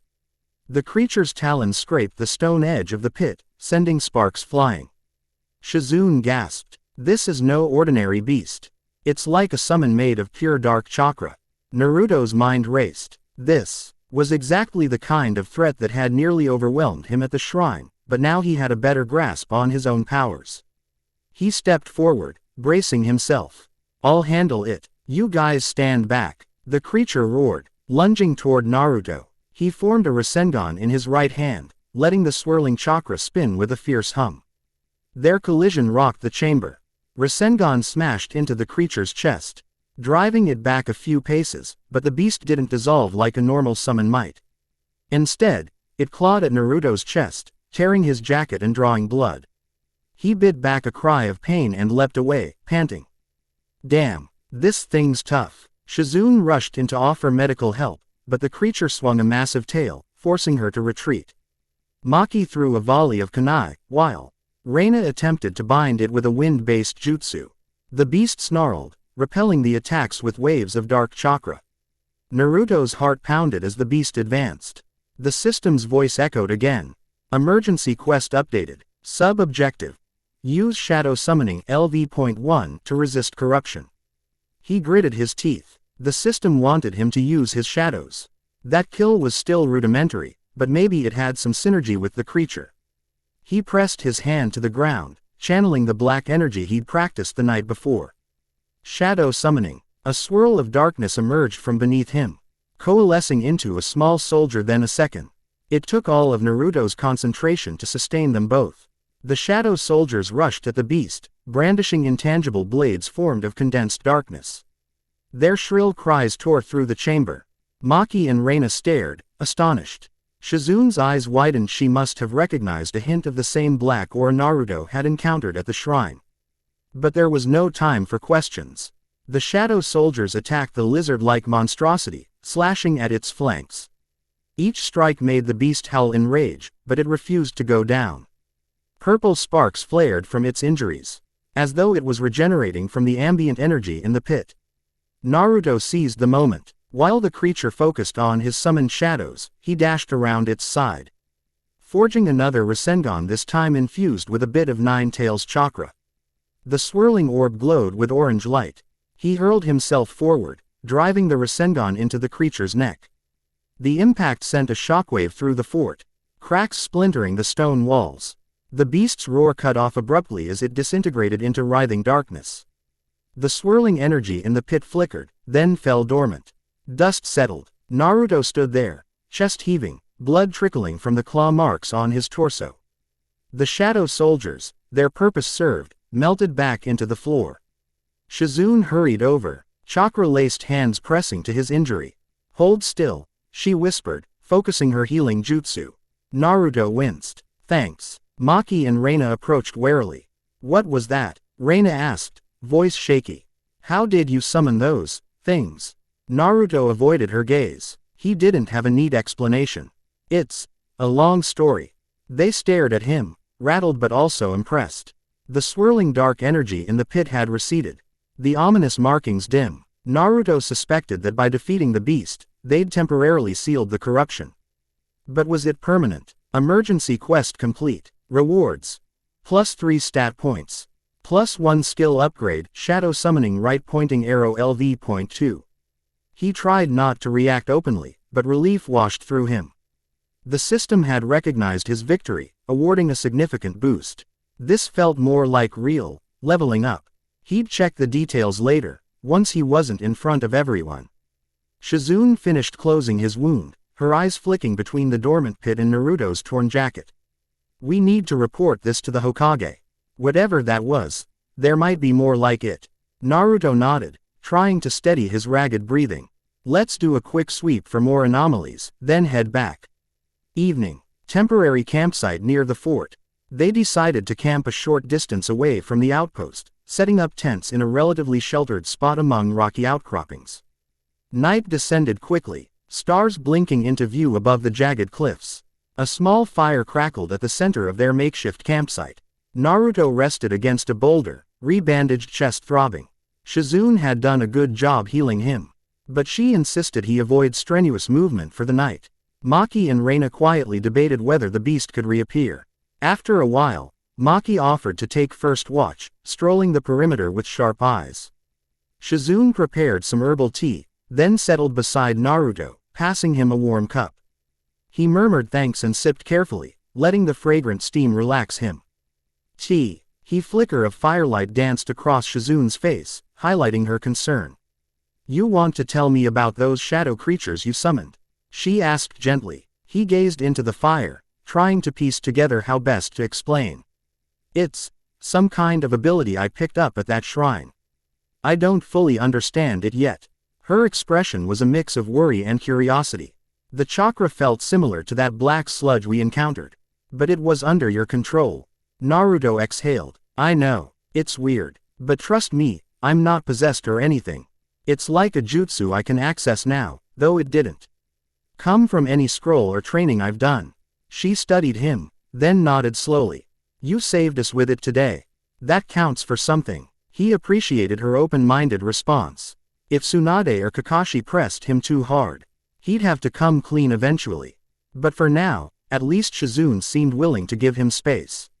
In the silence that followed, Naruto accessed the system in his mind. He wanted to see the spoils of his victory. A translucent screen appeared, invisible to the others. Name: Naruto Uzumaki. Level: 1. HP: 100%. Chakra. Stats: Strength: 11. Agility: 11. Vitality: 10. Perception: 10. Chakra control: 10. Available stat points: 3. Skills: Basic Shadow Summoning LV.2. Quests: None. Inventory: Empty. Shadow Summoning was now at level 2. He mentally selected it, curious about the details. Shadow Summoning LV. 2. Summon up to 3 low-tier Shadow Soldiers. Improved durability and agility. 3 soldiers instead of 2, and presumably stronger than before. That was a tangible improvement. And it made him wonder how high this skill could go. With careful practice, could he command dozens? Hundreds? He looked at the available stat points. 3 points were a decent haul. He needed more durability after that wound. Maybe some in vitality or chakra control. After a moment of deliberation, he allocated 2 points to vitality, 1 to chakra control. A faint heat pulsed through his core, then subsided, leaving him feeling more robust. He closed the interface, relieved that nobody asked about the distant look on his face. Shizune finished her tea, an introspective look in her eyes. Naruto, you should rest. Who knows what we'll face on the way back? He nodded, downing the last of his tea. Yeah, you're right. Night lingered as they all settled into shifts for guard duty. Naruto lay down, pulling a blanket over himself, still wearing his partial gear for safety. His mind churned with the day's events. The system was pushing him, forcing him to face real threats. But the payoff, more power, was undeniable. He closed his eyes. Memories of the savage lizard beast flashed behind his lids, followed by the image of shadow soldiers hacking it apart. A swirl of doubt coiled in his gut. How far would he go with these powers? And what if the system demanded something truly dark one day? Eventually, weariness overcame him, and he drifted into uneasy sleep. Late night, same campsite. A soft shuffle in the darkness stirred Naruto awake. Years of combat training had honed his instincts to remain half-aware even in sleep. He listened, eyes still closed. The wind whistled around the rocks, carrying faint noises that could be footsteps or just the rustling of night creatures. He cracked an eyelid, scanning the area. The campfire was now embers, glowing red. Shizune sat on the opposite side of the dying fire, hugging her knees, her face illuminated by the faint light. She looked deep in thought, gaze turned toward the outpost in the distance. Naruto pushed himself up, moving quietly so as not to wake Maki and Reina, who slept near the tents. He approached Shizune, crouching beside her. You okay? She jolted slightly, then managed a faint smile. Couldn't sleep. My mind keeps replaying the battle. He settled next to her, arms draped over his knees. Yeah, it was intense. She hesitated, then spoke in a low tone. I've seen so much in the war, zombie-like reanimations, monstrous summons. Those white Zetsu clones. But this was different. The energy felt older, more malevolent. Naruto gazed at the silhouette of the outpost, overshadowed by a pale moon. We'll face worse if there are more of these places. I can't pretend to know exactly what's going on. But I won't let it hurt Konoha. She leaned her head against his shoulder, a comforting gesture. He felt a gentle warmth from her presence. Naruto, you do realize how much is riding on you, right? Not just because you're a war hero, but because you carry a power no one else can match. He sighed, recalling the old burden of being the Nine-Tails Jinchuriki. Now, it was layered with the secret system. Yeah, I know. That's why I have to keep growing stronger, no matter what. They sat there in silence, the soft breath of night enveloping them. Outside the glow of the embers, the darkness seemed endless. Shizune eventually whispered, if things ever get too heavy, you can talk to me. You don't have to carry it alone. He smiled, turning his head slightly to meet her eyes. Thanks. That means a lot. There, in the hush of the sleeping camp, he brushed a light kiss against her temple. She closed her eyes, tension melting from her features, and let herself lean closer. For a moment, they simply existed together, a small pocket of warmth and solace in a cold, uncertain world. Before long, Shizune stirred, gently pulling away. We should rest, she murmured. Still a long way home. He nodded, helping her to her feet. They parted, returning to their respective spots. Naruto lay back down, a swirl of emotions coursing through him: respect, gratitude, lingering affection. For someone like Shizune, who'd helped guide him through tough times when he was younger, this closing SS felt both comforting and slightly surreal. He drifted off once more, lulled by the steady rhythm of her breathing across the camp, the knowledge that tomorrow they'd head back to Konoha to report on a threat that might change everything. Dawn departure. They awoke at first light, swiftly packing up. Maki and Reina were eager to return and deliver their findings. Shizune had them all eat a quick breakfast of ration bars and tea to keep their energy up. The group set off under a pale sky, the route winding back toward the land of fire. Naruto carried a new determination. The system had tested him, and he'd proven capable of facing down a formidable monster. He wondered if the next challenge would be even greater. That possibility both thrilled and worried him. Midday, forest path near Konoha. It was well into the afternoon when they finally recognized the familiar woodlands that signaled Konoha's outskirts. Birds chirped overhead, and the tension in the air eased now that they were closer to home. However, Naruto noticed something strange. A trail of footprints weaving through the brush, cutting a path that ran parallel to the main route. Fresh footprints. He signaled for the others to stop. Reina crouched to inspect them. These tracks are less than a day old. Someone's moving quickly, trying to avoid the main road. Maki frowned. Could be scouts or enemy shinobi.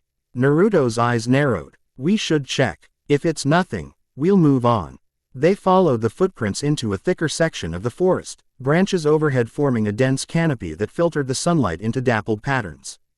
As they proceeded, the footprints became muddled, overlapping with signs of a struggle: uprooted shrubs, slashes in tree bark. Then they heard it. Faint sounds of clashing steel and muffled shouts. Naruto broke into a sprint, weaving between the trunks. The group emerged into a small clearing where two figures fought desperately. A kunoichi with familiar blonde hair faced off against a cloaked assailant.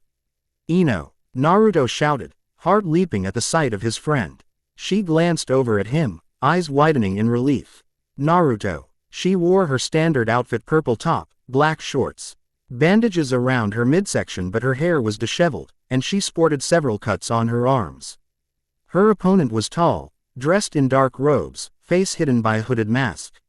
They wielded two curved blades, each pulsing with an eerie purple glow. The masked figure's movements were fluid, and they pressed Ino back with relentless blows. Naruto sprang forward, kunai in hand, and blocked one of the masked figure's strikes. Sparks showered around them. The assailant spun, lashing out with the second blade. Naruto ducked, but the tip sliced a shallow cut along his shoulder. Pain flared, and blood stained his torn jacket. Maki and Reina flanked the masked figure, while Shizune moved to assist Ino. However, the assailant let out a chilling laugh and knocked them back with a surge of chakra. A swirl of blackish energy whipped around the masked figure's body, distinctly similar to what Naruto had encountered before. He glared. "You're using that corrupted chakra. Who are you?" The figure's masked face turned slightly, as if amused. "You're the Nine Tails boy. At last, I see your power firsthand." Naruto's heart pounded. This voice wasn't the same as the unknown observers from before, yet the aura felt connected. Another piece of the puzzle. Ino steadied herself, breathing hard. "I was on a field assignment when this creep attacked me out of nowhere. Said something about testing my mental jutsu. It was insane." The masked figure shot forward again, blades flashing. Naruto and Ino coordinated to deflect the strikes, but the attacker's speed was uncanny. Maki hurled a barrage of kunai from behind. The masked figure twisted, cloak billowing, and vanished in a swirl of black smoke, reappearing behind Maki. Before Maki could react, the figure's blade sliced across his back. He collapsed with a cry, blood splattering the ground. Shizune rushed to help Maki, hands glowing with healing chakra. "Naruto, we can't let them keep attacking like this." Naruto grit his teeth. Right. He formed hand seals, summoning two shadow clones. At the same time, he channeled the newly upgraded skill, shadow summoning. Darkness rippled around his feet, and three shadow soldiers emerged, each larger and more defined than before, brandishing ghostly weapons. Ino's eyes widened in shock at the sight, but Naruto had no time to explain. "Attack," he commanded. The soldiers charged, moving faster than his previous summons. The masked figure slashed at them, but they deftly evaded, each landing precise cuts that hissed against the figure's swirling aura. Naruto lunged in tandem with the soldiers, delivering a barrage of taijutsu strikes. The masked figure parried, caught off guard by the synergy between Naruto and his summons. Meanwhile, Ino seized the moment to attempt a mind-body switch jutsu, launching her consciousness toward the attacker. The masked figure sensed it, letting out a low growl as they forcibly repelled Ino's mental invasion with a wave of black energy. Ino gasped, staggering. Their mind is shielded by something, like a barrier. Naruto's clones converged, each forming a Rasengan. The masked figure leapt back, swirling with shadowy chakra as if preparing a countermove. Sparks of purple light crackled through the clearing. The tension was suffocating. Just then, a kunai zipped past Naruto's ear, lodging itself in the masked figure's blade and knocking it off course. Sasuke emerged from the trees, Sharingan spinning. "You always manage to find trouble," he remarked dryly. The masked figure hesitated, seeming to weigh the odds. Naruto, Sasuke, Ino, plus the shadow soldiers. Even with their uncanny power, they might be at a disadvantage if they stayed. With a frustrated snarl, they raised one blade. A swirling black portal tore open behind them. Space-time ninjutsu or something akin to it. Naruto launched forward, determined not to let them escape. But a shockwave blasted him back, knocking him to the ground. By the time he regained his footing, the masked figure stepped through the rift and vanished, the portal snapping shut in a crackle of energy. The clearing fell silent except for the ragged breathing of those still standing. Ino collapsed to one knee, exhaustion catching up to her. Shizune continued treating Maki, who groaned in pain but was still alive. Reina stood guard, scanning for any lingering threat. Naruto's heart thundered in his chest. Frustration and adrenaline pumping. Yet the system remained silent now that the immediate battle was over. Sasuke approached, sheathing his kunai. "Good to see you, Dobi." Naruto managed a shaky laugh. "You too, Tem. Thanks for the assist." Sasuke's gaze flicked to the dissolving shadow soldiers. "Huh, that's new. I assume it's related to this dark chakra fiasco." Naruto shrugged, not sure how to answer. Ino stared at him, eyes full of questions, but she said nothing. Shizune finished stabilizing Maki, sighing with relief. He'll need proper care, but he should make it. Exhausted and battered, they decided it was best to return to Konoha without delay. Sasuke offered to help carry Maki, while Reina and Ino walked carefully, battered but upright. Naruto kept watch at the rear, scanning the forest for any sign that the masked figure might return. By the time they reached the main road, Naruto glanced at Sasuke. "What were you doing out here, anyway?" Sasuke's expression was aloof, but a hint of concern glimmered in his eyes. "I was investigating rumors of that same chakra. Guess we found who it belonged to." Naruto nodded grimly. "No doubt. There's more going on here, Sasuke. That was no random attacker." Ino approached, leaning on Sasuke's free arm. "They said they'd been watching me for a while, studying my clan's mind jutsu. But I got the impression they were more interested in Naruto." She cast a worried look at Naruto. He clenched his fists, recalling the figure's ominous words, "You're the Nine-Tails boy. At last, I see your power firsthand." They marched on, tension thick in the air. Another threat had emerged from the shadows, one that not only used the same dark energy but also possessed advanced space-time techniques. Naruto's sense of foreboding deepened. Konoha was safe for the moment, but how long would that last? Nightfall, just outside Konoha. They arrived at the gates long after sundown. Lanterns lit the walls, and guards recognized Naruto and Sasuke immediately. Ushering them in, a medical team was summoned to transfer Maki to the hospital, and Shizune hurried alongside to ensure his care. Reina followed, shaken but relieved. Naruto lingered, leaning against a wall, the injuries on his shoulder throbbing. Sasuke stood beside him, arms crossed, scanning the dark sky. Ino approached, bandages wrapped around her arms. She locked eyes with Naruto. "We'll need to talk later," she said softly, gaze flickering to his torn jacket where she'd seen the black aura swirl. "Thanks for saving me," he mustered a half smile. "Anytime, Ino. Glad you're okay." She nodded, then excused herself to seek medical attention. That left Sasuke and Naruto alone for a moment. They surveyed the quiet streets, tension still coiled between them. Eventually, Sasuke broke the silence. "These masked creeps with weird chakra, they're everywhere lately." Naruto sighed. "No kidding. It's like whack-a-mole. One infiltration attempt here, a shrine with cursed energy there." Sasuke's Rinnegan flickered. "We need more intel. I'll talk to Kakashi. We have to figure out if this ties back to the Otsutsuki or some other ancient threat." Naruto nodded. "Agreed. I'll meet you at the Hokage Tower once I've cleaned up and checked on everyone." Sasuke gave him a measured look. "Don't do anything reckless." With that, he turned and strolled off into the night. Naruto closed his eyes, exhaustion finally catching up to him. The day had been a blur of missions, battles, revelations, and near-death encounters. But he also felt stronger. He'd faced a monstrous summon, completed an emergency quest, and gained new shadow summoning powers. He glanced at the dark sky overhead. "Seems like this is just the beginning," he murmured. The system offered no response, but he felt its silent presence, waiting for the next trial. With a weary sigh, he headed into the village, cradling the swirling possibilities of new power, the blossoming tangle of affections, and the ominous threats that seemed to multiply with every step he took. End of Chapter 2. Chapter 3. Shadows and allies collide. Late night in the Hokage's office. Rain drummed against the windows as Naruto stood before the large wooden desk.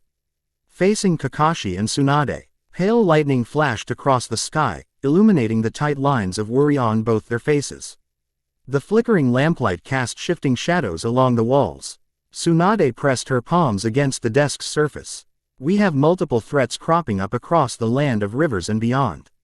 The masked figure that attacked Ino is just one sign that whatever this dark chakra movement is, it's gaining momentum.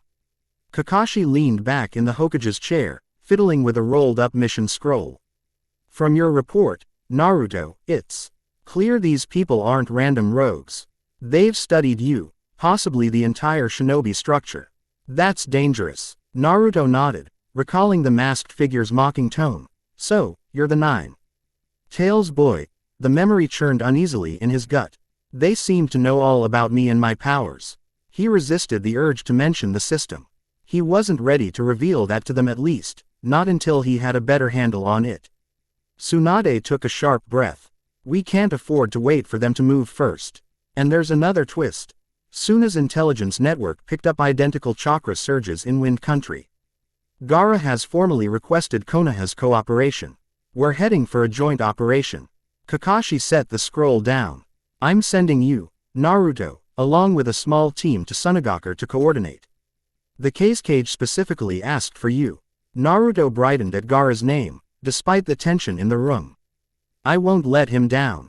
Tsunade's gaze shifted to the window, where the downpour blurred the village lights. Our forces are stretched thin. You'll have to rely on alliances. The presence of that masked figure suggests these enemies might strike anywhere. Keep your eyes open. He tightened his fists, anxious yet determined. Understood. Kakashi dismissed him, motioning for him to prepare. Naruto bowed and took his leave, the sound of heavy rain echoing in the corridors behind him. He hurried down the steps of the tower, mind swimming with possibilities, the system's growth, the masked threat, and now a mission with Gaara. It felt like the world was shifting under his feet. On the wet streets below, a solitary figure waited beneath the overhang. The lanterns in the street flickered against the wind. Ino. She held a small umbrella and waved Naruto over, her violet eyes revealing a swirl of relief and curiosity. He jogged up to her, wiping rain from his face. Hey, Ino, you all right? I meant to check on you sooner. She gave a half smile. Don't worry about me, I'm tougher than I look. Then she searched his expression. I heard something about a mission to Suna. He nodded, stepping in under the umbrella. The pitter-patter of rain cloaked them in a damp hush. I leave first thing tomorrow. Kakashi-sensei wants me to meet Gaara. Sounds like there's a joint operation on these chakra disturbances. She reached out and touched his arm, concern flickering across her face. You know you can count on me if you need an extra set of eyes or mind jutsu, right? I hate standing around after that attack. He reached back, covering her hand with his own. I know. Thanks, Ino. A pause, then a wry smile. You're the last person I'd call fragile. They stood there, momentarily shielded from the storm, tension thickening. Since that masked figure's assault, a subtle thread of closeness had formed between them, fear for each other, the shock of near loss. Something in Naruto's chest clenched with protectiveness. Without overthinking, he slipped an arm around her waist, drawing her close. The umbrella bobbled as she let out a small gasp, but she didn't pull away. Naruto. His voice dropped, an earnest warmth in his eyes. I'm really glad you're okay. Ino's cheeks glowed. She rested her free hand on his chest, leaning in. Their lips met in a short, fervent kiss that washed away lingering dread. The rain outside their little circle seemed to roar, emender of the turbulent world they faced. When they drew apart, breath slightly ragged, she pressed a hand to her flushed cheek. That was. He chuckled softly. Yeah, I've been doing that a bit lately. Her eyes narrowed, more playful than upset. I see. Suddenly bold, he lifted a brow. You mind? She snorted, a tiny grin on her lips. No, she admitted, but don't you dare get yourself killed. I'd be pissed. Despite the tension, he burst into laughter, the sound drowned by the storm. I'll do my best to avoid that. He squeezed her waist one more time, then stepped back under the downpour. Stay safe, Ino. I'll see you soon. She watched him go, an unreadable expression lingering in her eyes. Morning departure from Konoha's main gate. A pale sunrise broke through thinning storm clouds. The village gates stood open, guarded by Chunin on each side. Naruto approached in his mission gear orange-black jacket, reinforced shinobi pants, scroll pouches strapped tight. Nearby, he spotted Ted Tenten adjusting the straps on a large scroll case across her back, eyes alert but bright with eagerness. "I hear you're going to Suna," she said by way of greeting. "Kakashi asked me to join as backup if you don't mind." Naruto's eyebrows rose in surprise. "You're coming." She shrugged with a small grin. "Why not? Any threat involving weird chakra and ancient relics usually means exotic weapon potential. Also, Suna has a forging tradition, maybe I'll learn something new." He sensed there was more to it. He'd grown close to Tenten lately, especially after that practice session that escalated with some quiet tension. Perhaps she wanted to keep an eye on him too. Either way, he welcomed the help. "All right, glad to have you aboard." Together, they moved to the designated meeting spot. Shikamaru stood there, yawning as though forced out of bed too early. Beside him was Temari, Suna's ambassador and Gaara's sister. Her sandy blonde hair framed sharp green eyes, and she carried her trademark war fan. Shikamaru raised a lazy hand. "You're early. That's unusual for you, Naruto." Naruto rubbed the back of his head with a grin. "I'm trying to be more responsible." Temari nodded a greeting. "Cage's expecting you. Let's not delay." Her gaze flicked toward Tenten, mild curiosity crossing her features. "Extra company." Tenten offered a brief bow. "Tenten, Konoha Chunin. Long story short, I'm tagging along to support Naruto in the field." Temari gave a small, approving nod. "Fine by me. The more skilled hands, the better. Suna's been dealing with more than a few anomalies out in the desert." They set out, forming a compact travel group. Naruto, Tenten, Temari, and two elite Suna escorts whose names Naruto didn't catch.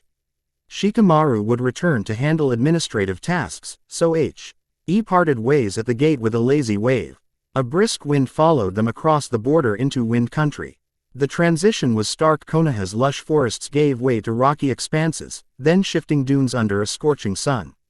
By midday, they glimpsed Suna's high walls rising from the desert sands. Arrival in Sunagakur, they entered through heavy sandstone gates.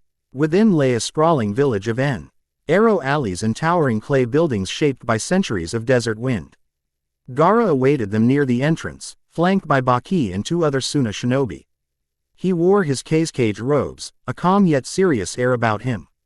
"Welcome," Gaara said quietly. "I appreciate Konoha's quick response." Naruto grinned, stepping forward to clasp Gaara's hand. "Anytime, Gaara. Good to see you again." Gaara's lips curved in a faint smile, though worry shadowed his pale green eyes. "Follow me. We've prepared a briefing in the main council hall." They wound through winding streets, Tenten marveling at the desert architecture. Naruto took note of the populace. The war had ended not too long ago, but tension still lingered in every corner of the shinobi world. Here, though, people recognized him and gave polite, if somewhat guarded, nods. Inside the council hall, a broad, circular chamber cut from stone, Gaara led them to a low table where maps and scrolls were spread. Suna's leading strategist stood by. One, an older shinobi named Dairo, cleared his throat. "The anomalies are happening in 3 areas around the village: an abandoned temple to the east, a series of desert caves to the north, and recently, a surge near the western canyon. Each site has traces of that same dark chakra you described in your reports." Temari tapped a scroll. "We tried sending scouting parties, but they encountered eel creatures similar to the ones you mentioned, Naruto. Beast-like summons formed of black energy." Naruto's spine stiffened, recalling the lizard monster he'd fought. "So, it's definitely the same phenomenon." Gaara motioned to the map. "We're spread thin. Our priority is containing these outbreaks before they threaten the village directly." Naruto felt a surge of determination. "Count me in. Where do we start?" Baki, Gaara's stern-faced advisor, spoke up. "We've set a small infiltration team for the Eastern Temple first. If you're willing, Naruto, your group would join them. It's rumored the temple holds old inscriptions, maybe a clue to what's fueling these creatures." Tenten leaned over the map, eyes narrowed. If it's anything like the shrine or outpost we saw in the Land of Rivers, it might also be linked to more of those masked attackers. Temari crossed her arms. We can't rule that out. We have no intel on who exactly is behind these attacks, only that they're well coordinated. Gaara regarded Naruto solemnly. Will you do it? Naruto nodded, unwavering. Absolutely. A hush settled over the room, the weight of the mission pressing down on them. Gaara stepped forward, placing a hand on Naruto's shoulder. Be careful, my friend. We've survived one war, but this new threat, it feels different. Naruto managed a small, confident smile. We'll handle it, promise. Nightfall in Suna's barracks. They decided to leave at first light, so Gaara arranged for Naruto and Tenten to stay in the barracks set aside for visiting Konoha shinobi. The desert night was cold, a sharp contrast to the sweltering day. Stars glittered fiercely above the domed roofs. Inside a modest lodging room, Naruto lay on a small cot, gear piled neatly at his side. Tenten paced near the window, adjusting a brace on her wrist. She glanced his way, a tentative warmth in her eyes. Feels like old times, huh? She said softly. Traveling into dangerous territory, investigating weird chakra, then there's you. The hero who keeps everyone's spirits up. He shook his head, chuckling. I wish I was half as carefree as I pretend. Truth is, I've got no idea what's behind all this. He hesitated, thinking of the system. But I do know one thing. If these masked people and monsters threaten our friends, I won't rest until we stop them. Tenten stopped pacing, a flicker of admiration crossing her face. Hat single-minded drive, it's why people believe in you, Naruto. She exhaled, letting a moment of vulnerability show. And it's why why I'm here. A small smile curved his lips. He stood, walking over. The tension of the day. The swirl of unspoken feelings, everything hovered between them in the quiet. Outside, the desert wind rattled the shutters. She looked up at him. I know you've got a million things on your mind. But sometimes, He silenced her with a gentle kiss, stepping closer. She stiffened in surprise, then leaned into it, arms looping around his neck. Their hearts pounded in unison. When they broke apart, they stayed close, breath mingling in the cool desert air. I'm glad you're here, he murmured. I've always seen your strength, Tenten. You never give up. Her cheeks warmed, but she didn't look away. This is new. Not sure how to handle you being all smooth. He laughed quietly, brushing a stray strand of hair from her face. I guess I'm just done holding back what I want to say. They settled side by side on his cot, a comfortable silence growing. In that brief respite from looming danger, they allowed themselves this flicker of intimacy. After a while, exhaustion claimed them, and Tenten slipped back to her own bunk. Naruto watched her go with a mixture of fondness and concern, well aware that tomorrow's mission could change everything. Dawn departure for the Eastern Temple.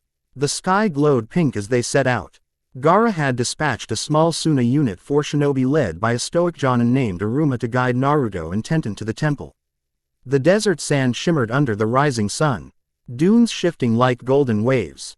They traveled by wind-propelled sand sleds, an invention unique to Suna. The contraptions glided smoothly, harnessing chakra info, said breezes that Temari's squad provided from a distance. Naruto's hair whipped in the current, eyes watering in the glare. Tenten, riding beside him, gripped the side rails with fascination. Aruma hinted toward a distant rock formation that jutted from the desert like jagged teeth. The temple lies within those cliffs. Local legends say it was once dedicated to an ancient wind deity, but it's been abandoned for generations. Naruto tensed. That's exactly the kind of place these creeps like to turn into strongholds. They arrived at the base of the cliffs by midday. A narrow gorge led deeper into the formation. The sun blazed overhead, baking the stone beneath their feet. The group dismounted and prepared to move on foot, weapons at the ready. System prompt inside Naruto's mind. As Naruto stepped into the gorge, he felt a tingle across his skin, dark chakra traces, faint but definite. The system stirred in his consciousness. Warning. Corrupted energy detected. Recommended action. Investigate and neutralize threats. Potential quest. Pending. He masked his reaction, keeping his gaze forward. Tenten, noticing his distant expression, placed a hand lightly on his shoulder. You sense something. He gave a tight nod. Let's stay on guard. They pressed on, descending a sloping path that ended in a half-buried archway carved with faded symbols. Large chunks of rock blocked part of the entrance, but a narrow gap allowed them to squeeze through. Beyond lay a cavernous interior, cool air brushing against their sun-heated skin.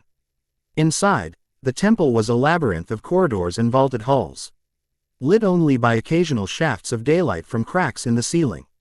Aruma guided them carefully, stopping at intervals to examine old Suna script on the walls. Tenten moved to Naruto's side, voice low. Does this place remind you of that shrine? He nodded grimly. Yeah, same kind of vibe, like something bad's waiting inside. An echoing roar, a distant roar reverberated through the corridors, stirring dust from overhead. The group froze, exchanging wary glances. Aruma crouched, signaling for silence. Another roar followed, louder, vibrating the very stone. Naruto's pulse kicked. Sounds like our welcome committee. They advanced more cautiously, stepping over piles of debris. The corridor opened onto a wide chamber that might once have been a ceremonial hall. Broken pillars lined the walls, each etched with half-eroded text. At the far end, an altar rose from the floor, and near it lurked a hulking, wolf-like beast made of swirling black chakra. Its eyes glowed a malicious crimson. Aruma hissed a warning, but the creature already sensed them. It bared spectral fangs and lunged with startling speed. Tenten flipped backward, hurling a barrage of kunai. Chu stuck in the East's flank but dissolved almost instantly as if consumed by its dark essence. Naruto dashed forward, forming a Rasengan. Keep it busy, he shouted to the others. Aruma's squad converged, weaving W.I.N.D. jutsu that sliced at the beast's hide. Tenten unfurled a storage scroll mid-leap, pulling free a 3-section staff that she spun with deadly precision. She struck the beast's shoulder, momentarily staggering it. Naruto seized the opening, slamming the Rasengan into its side. A shockwave tore through the chamber, cracking the stone floor. The wolf-like monster howled, fragments of black chakra flaking off. But it refused to vanish. Instead, it thrashed, tossing Aruma into a crumbling pillar. Another Suna shinobi narrowly avoided a snapping maw. Shadow summoning. Naruto ground out. He slammed a palm to the floor. Dark energy rippled, and 3 shadow soldiers erupted level 2 versions, each wielding ephemeral blades. They rushed the beast in perfect unison, distracting it with swift strikes. Tenten and the remaining Suna shinobi used the chance to regroup. Aruma, clutching his arm, shouted, "What kind of technique is that?" Naruto didn't answer. He directed his shadow soldiers to pin the creature's hind legs, then charged a second Rasengan. The beast turned on him, mouth distorting, and a blast of inky chakra spewed forth. Naruto slid under it, scraping his knees on the rough stone, and thrust the Rasengan into its exposed underbelly. This time, the beast shuddered violently and exploded into black particles that disintegrated into the stale air. Silence crashed down. Tenten hurried over, helping Naruto to his feet. "You all right?" She eyed the swirling darkness receding into the floor. He wiped sweat from his brow. "Yeah, barely." He turned to find Aruma's squad gaping at the fading shadow soldiers. Their gazes darted from the black aura lingering around Naruto to the dissipating creature. Aruma cradled his injured arm. That summoning, it looked like the same energy as the monster. Naruto tried for a reassuring nod. "I promise, I'm on your side. Let's keep moving." No one pressed him further. They'd just seen Naruto use that dark power to save their lives, so skepticism was outweighed by relief. The group gathered themselves, healing minor injuries and checking for hidden threats. Discovery of ancient scripts. Once the adrenaline faded, Tenten pointed to the far wall. "Naruto, look." Carved into the stone was a series of intricate symbols ringed by swirling lines. It reminded him of the patterns from the old shrine, the broken tablet in Konoha, and the outpost he'd raided. Without a word, he moved closer, heart pounding. Aruma brushed dust away, eyes narrowing. "This is ancient Suna script, but there are additional markings I've never seen." 10. Traced a faint inscription with her fingertip. "These lines like the ones you found in the Land of Rivers, right?" Naruto silently agreed. The system pulsed faintly in his head, as if urging him to pay attention. Carefully, he pressed a palm to the stone. A familiar jolt of blackish energy spiked through his arm, causing him to wince. The script flared with a dim glow, then fizzled out. Quest alert. Investigate the hidden seal. His vision momentarily blurred as ghostly text scrolled across his mind. In the era of the Prime Monarch, shadows shall rise from the world's core. Only those who bond with the rooted darkness shall wield them. Seek the sigil of dominion. When his eyes focused again, the glow had vanished. Aruma and Tenten watched him, puzzled. Something happened, Tenten asked, reading the strain on his face. He swallowed hard. The writing, it references a monarch and controlling shadows. This place might be a clue, but I'm not sure how it all fits. Aruma sighed. So much for a straightforward mission. They searched the rest of the chamber. The corridor behind the altar led to collapsed tunnels, no further path. Eventually, they concluded that the immediate threat was neutralized and the temple's secrets, while partially revealed, required more study. Aruma frowned. We can bring a specialized team here later to restore and translate more of these inscriptions. For now, we should report to the cage.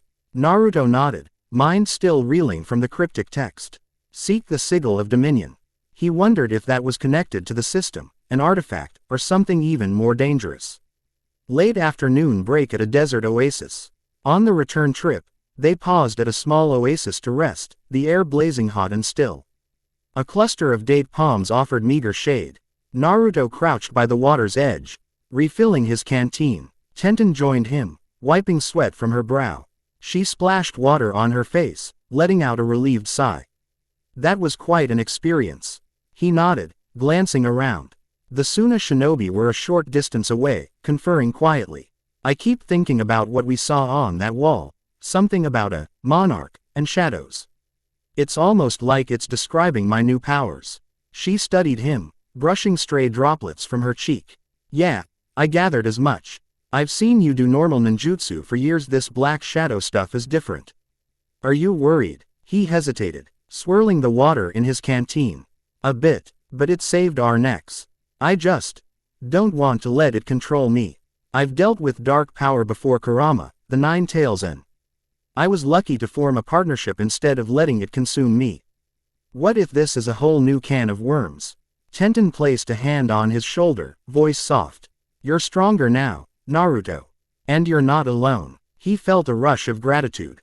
Yeah, thanks. In that quiet hush, he reached out, hooking a finger under her chin for a brief, tender kiss. She responded without hesitation, her lips warm against his.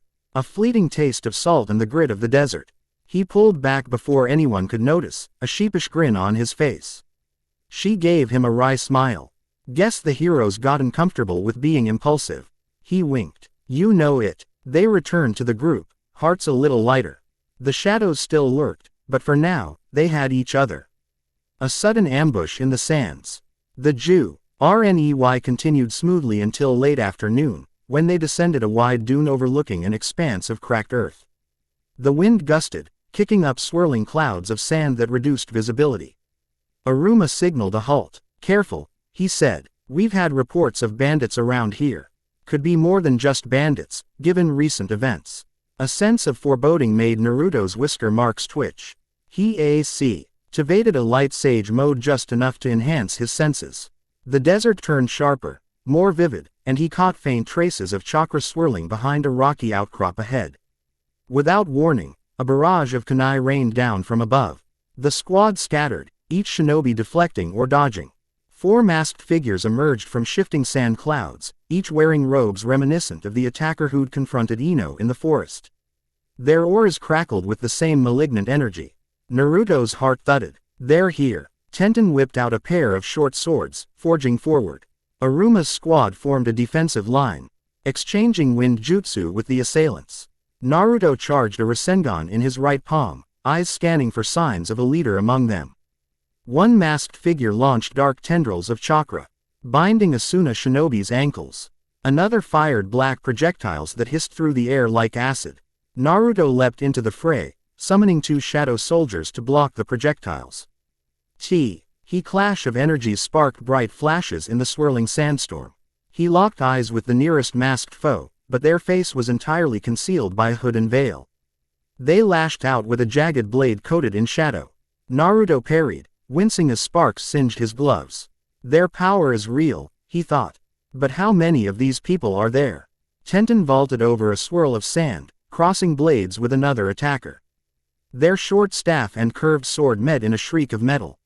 She grit her teeth, sweat trickling down her temples. You guys are persistent, huh? Her foe hissed something unintelligible and shoved forward. Tenten twisted aside, flipping behind the attacker, and struck the back of their knee. The masked shinobi stumbled, but a wave of black chakra knocked Tenten back. She tumbled across the sand, landing with a grunt. Meanwhile, Naruto pummeled his opponent with a combination of taijutsu and shadow soldiers. Each soldier battered them from a different angle, forcing them on the defensive. He saw an opening and slammed a Rasengan into their chest. The masked figure screamed as the swirling orb tore through the dark aura. With a heavy crash, they collapsed, unconscious or worse.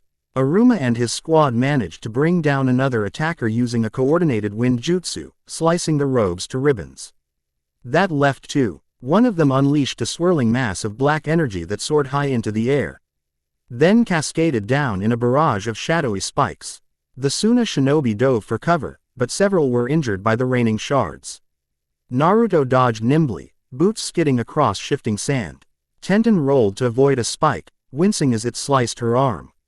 She bit back a cry, forcing herself upright.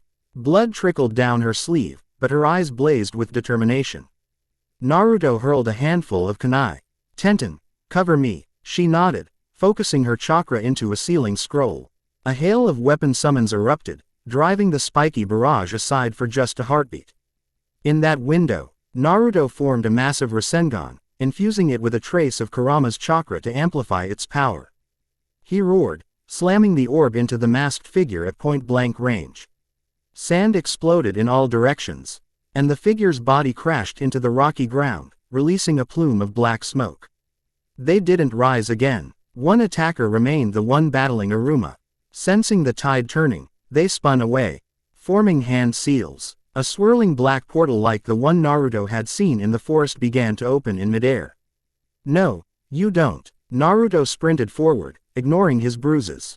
He flung a shadow soldier ahead as a last-ditch effort. The soldier slashed at the masked figure's back, causing them to stumble, but the portal had already taken shape.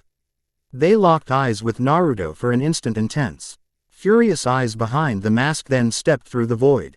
The portal sealed with a crackle of energy. Aruma cursed under his breath.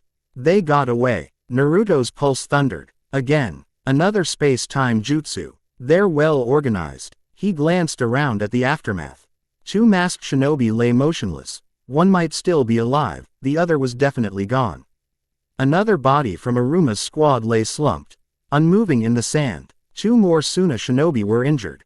Tenten cradled her bleeding arm, breathing heavily. Everyone, regroup, Aruma commanded. He knelt by the masked attacker who was unconscious. Swiftly, he yanked away the face covering.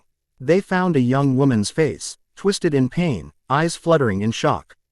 No distinct clan markings, just the contorted expression of a stranger bound to dark chakra. Aruma checked for vitals. Alive, but barely. Maybe we can get answers. Naruto looked away, jaw tight. How many shinobi have they corrupted? Tenten limped over, and he quickly supported her by the shoulders. You good? She managed a pained smile. Better than some. Blood stained the fabric near her upper arm. He guided her to a less sandy patch of ground and carefully removed the torn sleeve. The cut was nasty, but not lethal. He pressed a medical salve from his pouch onto it, earning a hiss of pain from Tenten. Sorry, he murmured. It'll help until we get back. She nodded, wincing. It's fine. Could have been worse. While Aruma's squad stabilized the wounded and tied up the living attacker, Naruto helped Tenten. They shared a moment of quiet, each battered but relieved to be alive. Pause shift. Tenten's thoughts. Her arm robbed, but the pain seemed secondary to the swirl of emotions.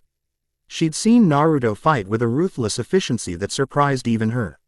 Those shadow soldiers still made her uneasy. They felt otherworldly, as if dipped in the same darkness fueling their enemy.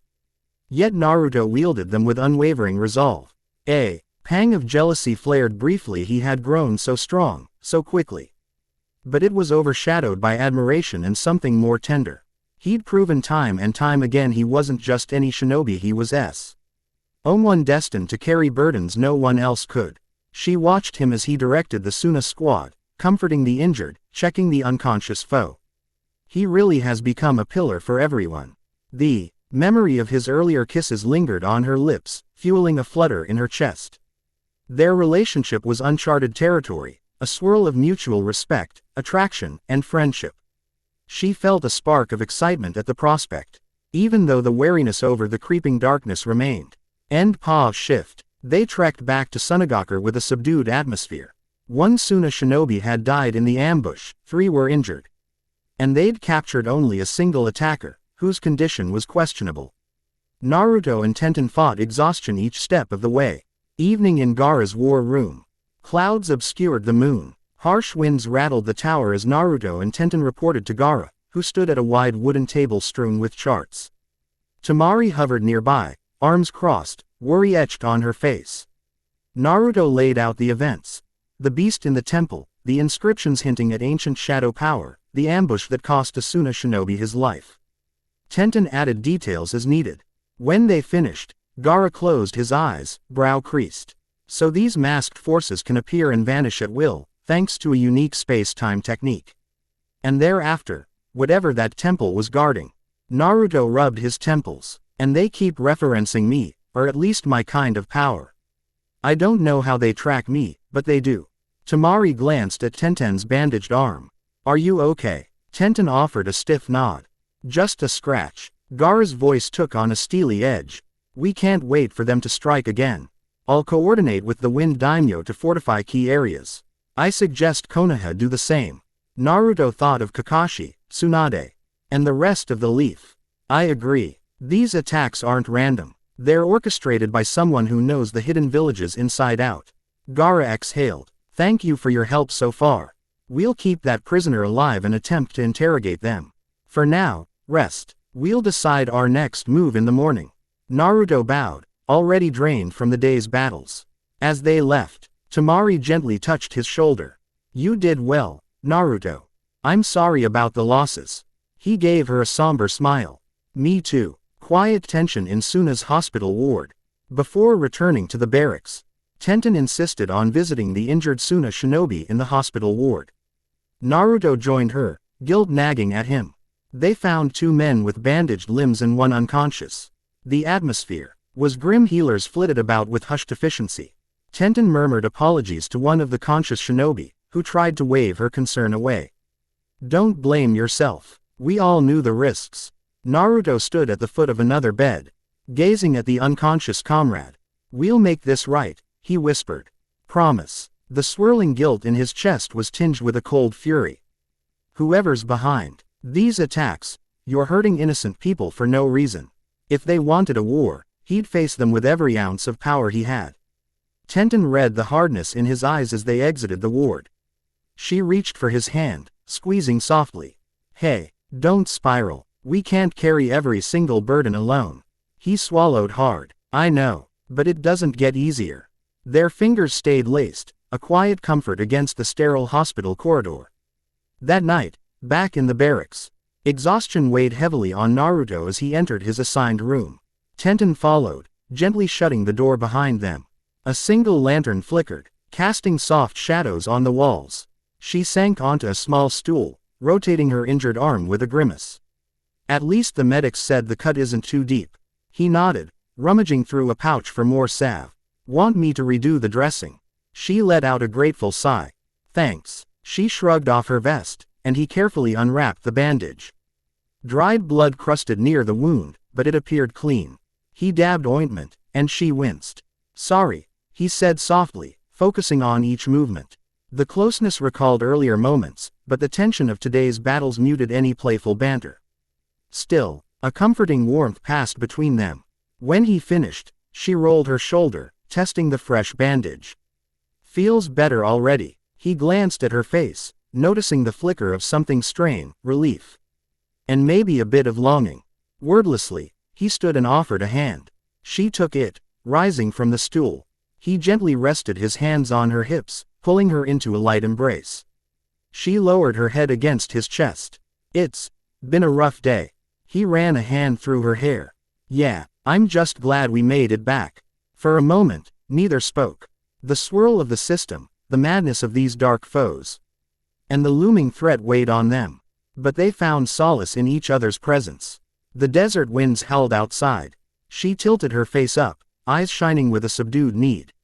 He leaned in, pressing a soft, lingering kiss to her lips, this time more tender than rushed. When they parted, she exhaled shakily, tension easing from her frame. "Thank you," she whispered. He held her a moment longer before reluctantly stepping back. "Get some rest, Tenten. We'll figure out our next move tomorrow." She nodded, collecting her gear.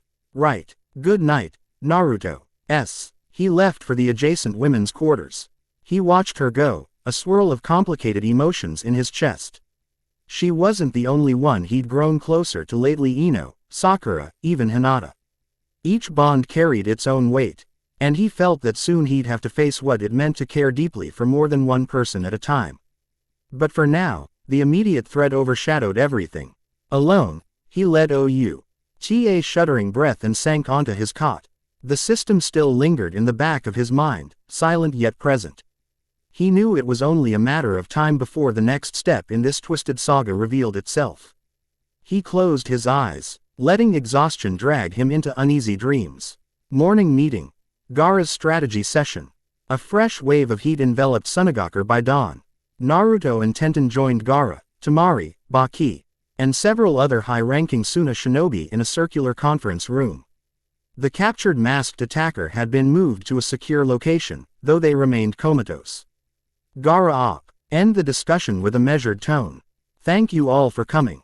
We've decided to proceed with a multi-village alert. We'll coordinate with Konoha, Kiri, Kumo, and Iwa to watch for similar sightings of these masked individuals. As for the temple inscriptions, we'll form a research coalition." Temari unrolled a fresh map of the desert, marking 3 additional areas where suspicious chakra surges had been detected. "We can't chase them blindly. Our priority is to gather intel. The attacker we captured might provide leads if they regain consciousness." Baki tapped a pen against the table.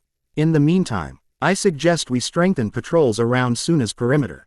The illusions and teleportation tactics these enemies use are too dangerous to ignore." Gaara nodded, then turned to Naruto. "We've done what we can here. You should return to Konoha and relay everything to Kakashi and Tsunade. Sunagakure will keep you informed." Naruto agreed. He gazed at Tenten, who gave a determined nod. She was ready to go home too. At least for a while. The desert was draining, and Konoha needed to know about these threats. Before concluding, Gaara stepped aside with Naruto. "Stay alert. If these enemies truly aim to provoke a crisis, it may extend far beyond Suna and Konoha. Don't let them catch you off guard." Naruto placed a hand on Gaara's shoulder. "We'll handle it together, like we always do." A faint smile touched Gaara's lips.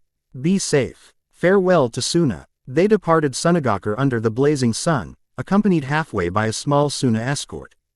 The scorching wind kicked up sand devils, forcing them to shield their faces. Despite the harsh conditions, Naruto felt more at ease knowing Gaara stood ready on his end. Tenten rode beside him on another wind-propelled sled, the desert stretching endlessly around them. She watched him with quiet resolve. "Think we'll finally catch a break once we're back?" He shook his head wryly. "I doubt it, but at least we'll have more resources in Konoha." She managed a tired grin. "If there's time, I'd like to see if the smithing district has anything that can handle that dark chakra. My usual weapons didn't do much." He gave her a sympathetic look. "We'll figure it out. You've got a knack for forging solutions."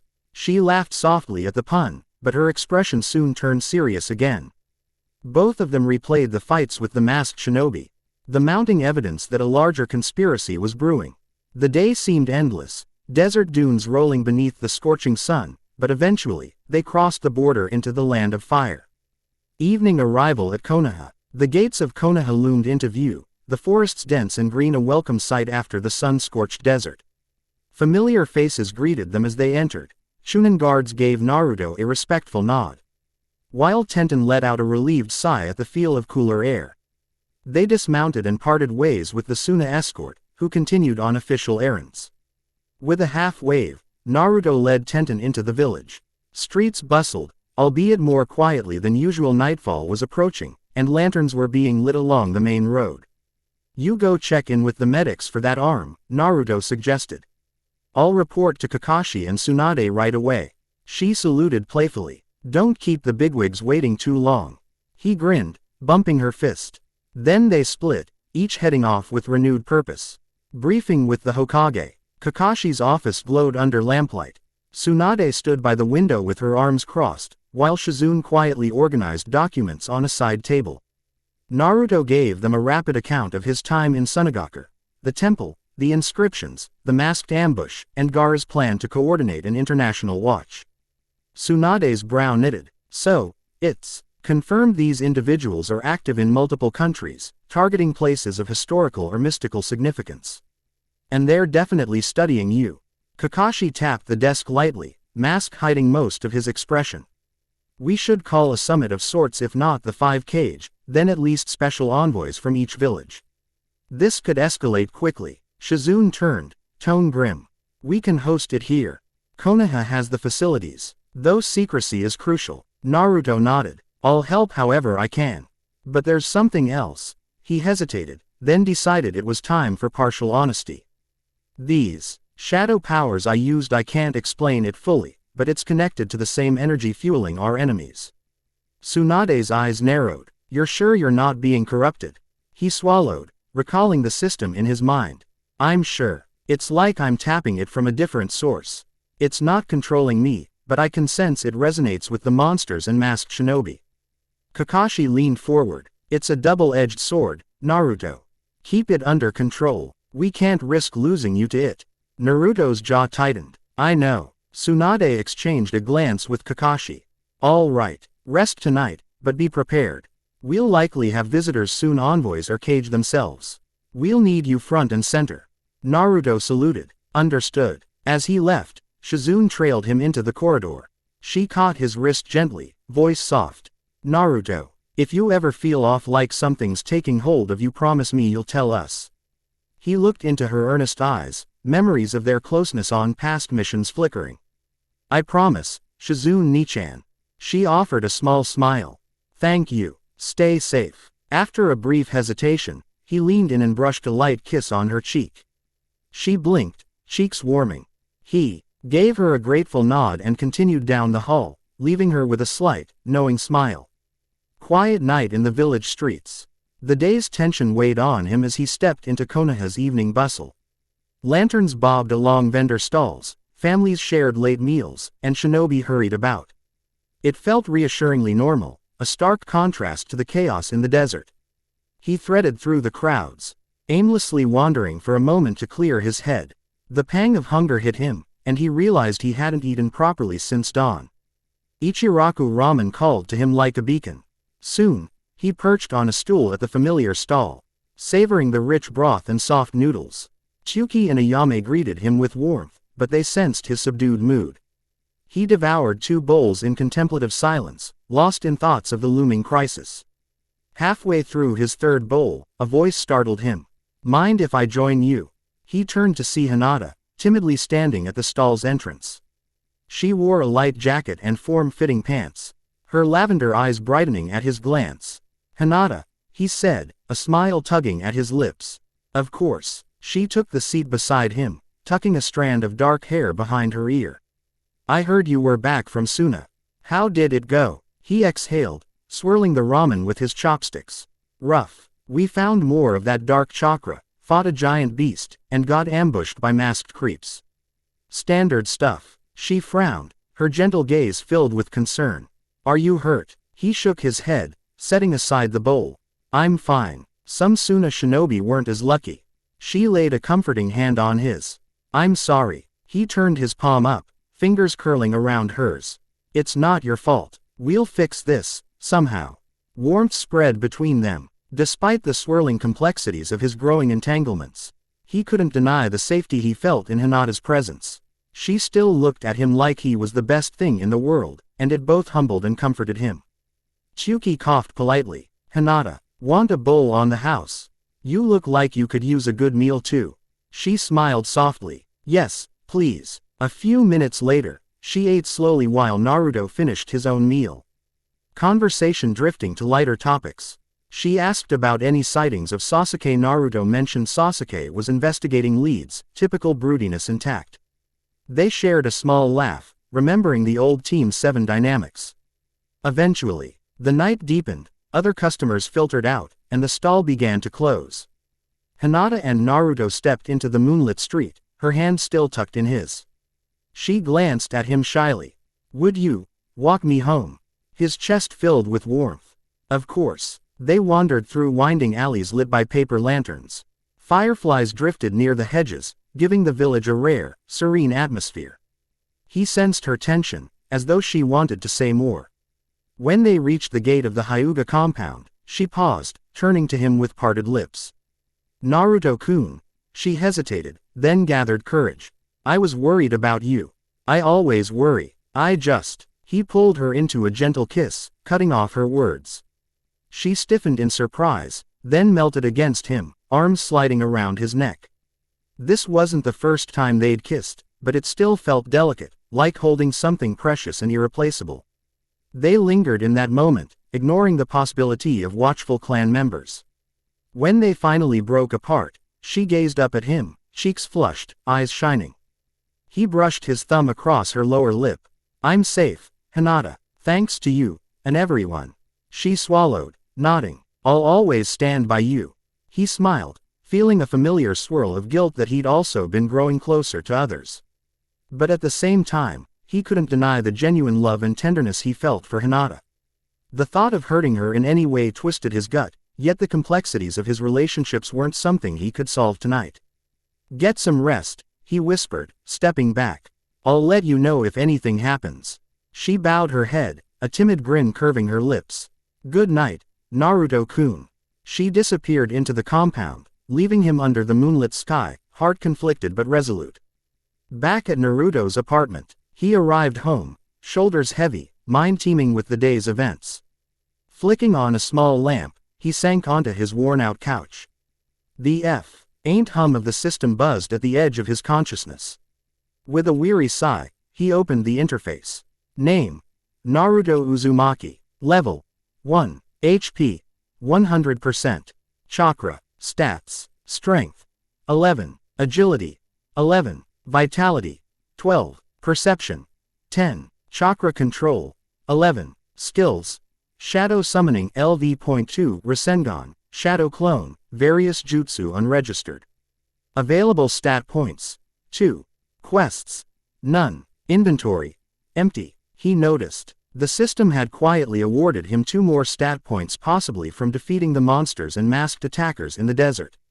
He hovered over where to allocate them, finally deciding on Perception +1 and Agility +1.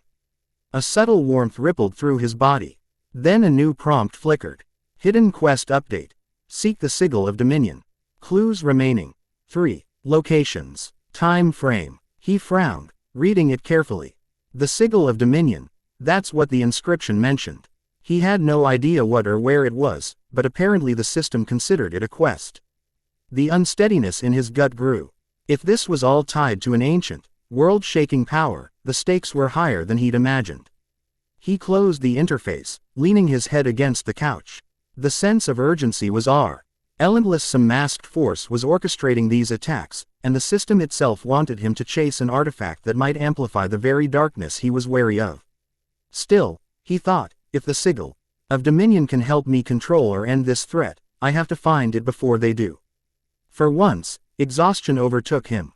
He let his eyes slip shut, drifting into a fitful doze, dreams haunted by a SWIRLING black vortex and the echo of monstrous roars.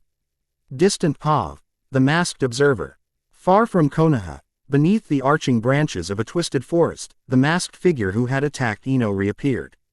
Another robed individual awaited them near a flickering brazier of dark flames. "So, you encountered him again," the newcomer said, voice cold. "And he grows more powerful," the first figure rasped, shaking dust from their cloak. "He's using the shadows like we do, but not from our source. It's almost as if the system chose him independently." A tense silence hovered. The second figure's masked face angled skyward, as though listening to the wind. We will not allow him to monopolize the sigil of dominion. Already, the designated sites awaken. Once we gather enough energy, even the Jinchuriki can be overrun.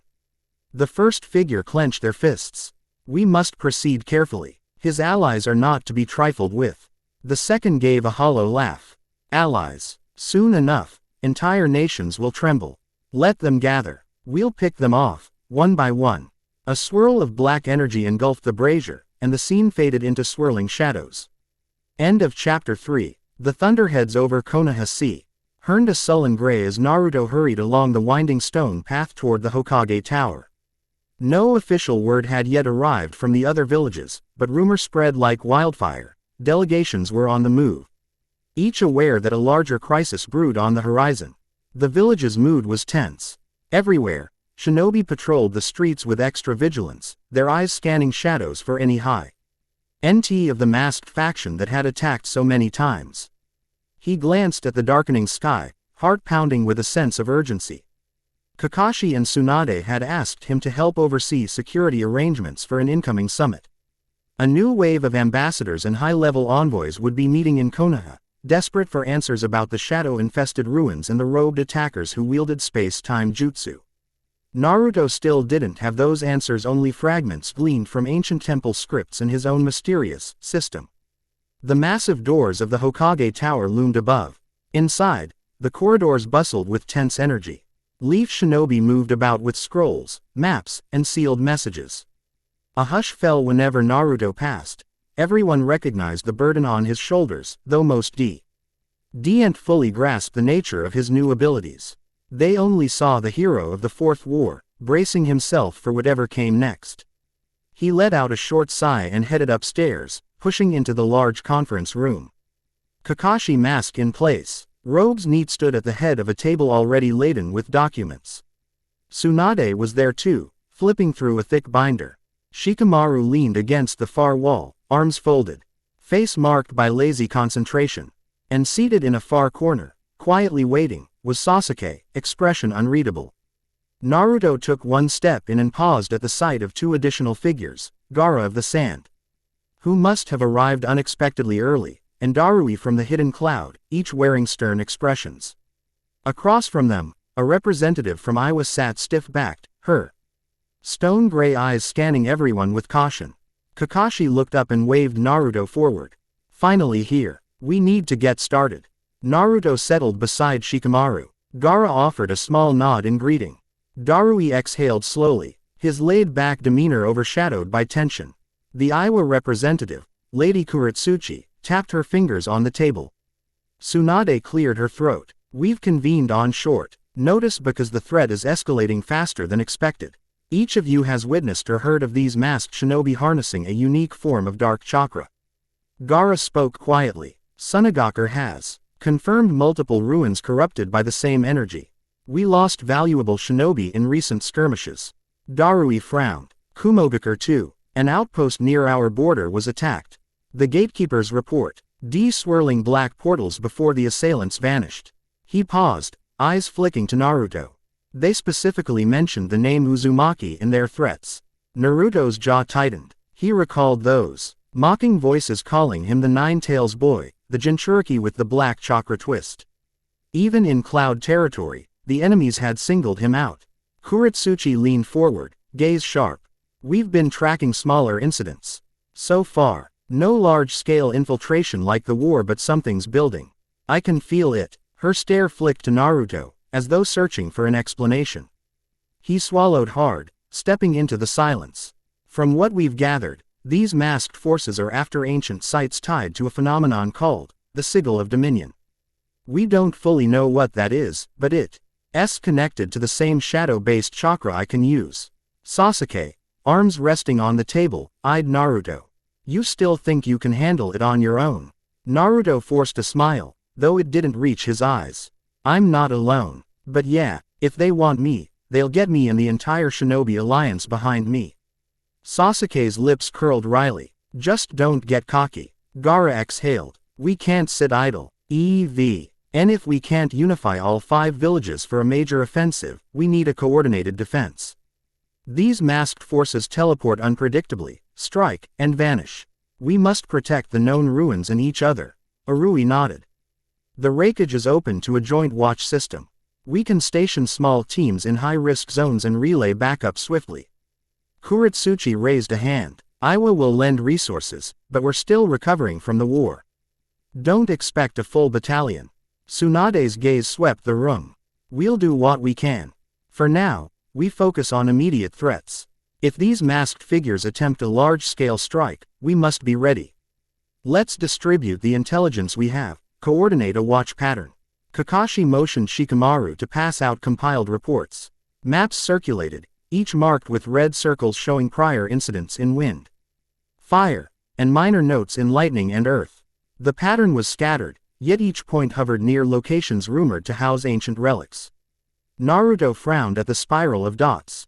We still haven't found a direct link to the Otsutsuki, right? Armada's leftover influences. Shikamaru shook his head. Nothing definitive. The best guess is that this predates T. Otsutsuki threat or runs parallel to it. Some archaic chakra cult that never fully died out. Sasuke's posture tensed. We might be dealing with a power older than anything we've faced. Gaara stood. IED, the largest red circle on the map somewhere in the Land of Fire's remote region. This location is next on their probable list of targets, the ruins of Suzaku. Rumored to be older than any known clan settlement. My scouts sense a buildup of negative chakra there. Naruto folded his arms, determination firing in his gut. Then we set a trap. If we know they'll go there, we can corner them. Tsunade, though wary, gave a curt nod. We'll finalize a plan by day's end. A certain gravity settled over the table. They all sensed it. A new war brewed, not as large as the last one yet but with potential to blossom into something catastrophic. The masked enemies seemed smaller in number, but they wielded space-time techniques and savage summons. The entire alliance was on edge. After more discussion on logistics, Gaara and Darui excused themselves to coordinate with the nin they'd brought along. Kuritsuchi lingered with Kakashi, talking strategy. Naruto left the room, mind swirling. Sasuke walked with him down the corridor. Outside, a light drizzle had begun, turning the air cool. Naruto gazed over the village rooftops. I want to protect everyone, but these foes keep slipping away. We can't chase shadows forever. Sasuke's Rinnegan swirled as he stared into the distance. Then we force them out of hiding. The ruins of Suzaku might be our chance. Naruto nodded. I'll do whatever it takes. Sasuke regarded him quietly. Then he turned and walked off with that usual stoic grace, no doubt to gather his own intel network. Naruto sighed, feeling the tension clench his muscles. The prospect of a large-scale confrontation hammered at his nerves. He'd grown strong, but so had the enemy, and the system was pushing him forward with cryptic quests that might get him in over his head. He made his way downstairs. Weaving through busy halls, a swirl of excitement touched him. If they could corner the masked group at Suzaku, maybe he'd finally get real answers. He nearly collided with Sakura as he rounded a corner. She was carrying a clipboard, cheeks flushed from running errands. She caught her breath and gave him a quick once-over. Naruto, you look stressed. Are you okay? He forced a small grin. Just the usual: possible war, unstoppable shadow conspiracies, that sort of thing. She scowled. Don't joke. I know how you bottle things up. Lowering her voice, she brushed fingertips across his chest. Listen, if you need a break, come by the hospital. I can at least run a quick diagnostic. Your dark chakra. He pressed a gentle hand over hers. I'm all right. Thanks for worrying. Then, before he could overthink it, he leaned in and gave her a soft peck on the lips. She stiffened, face heating instantly. He pulled back, a sheepish chuckle in his throat. Sorry, just needed that. Her eyes flickered with surprise, then an affectionate exasperation. You idiot, she whispered, but the corners of her mouth curved upward. She gave his arm a little punch, light enough to show it wasn't serious. Don't forget about me, okay? Even if you're juggling the entire world. He nodded, relief easing some tension from his chest. I won't. They separated, each hurrying to their duties. Unbeknownst to them, from down the corridor, Ino watched, biting her lip with a complicated look in her eyes. She turned away before they could notice. That evening, the village glowed under lantern light. Kakashi's plan took shape.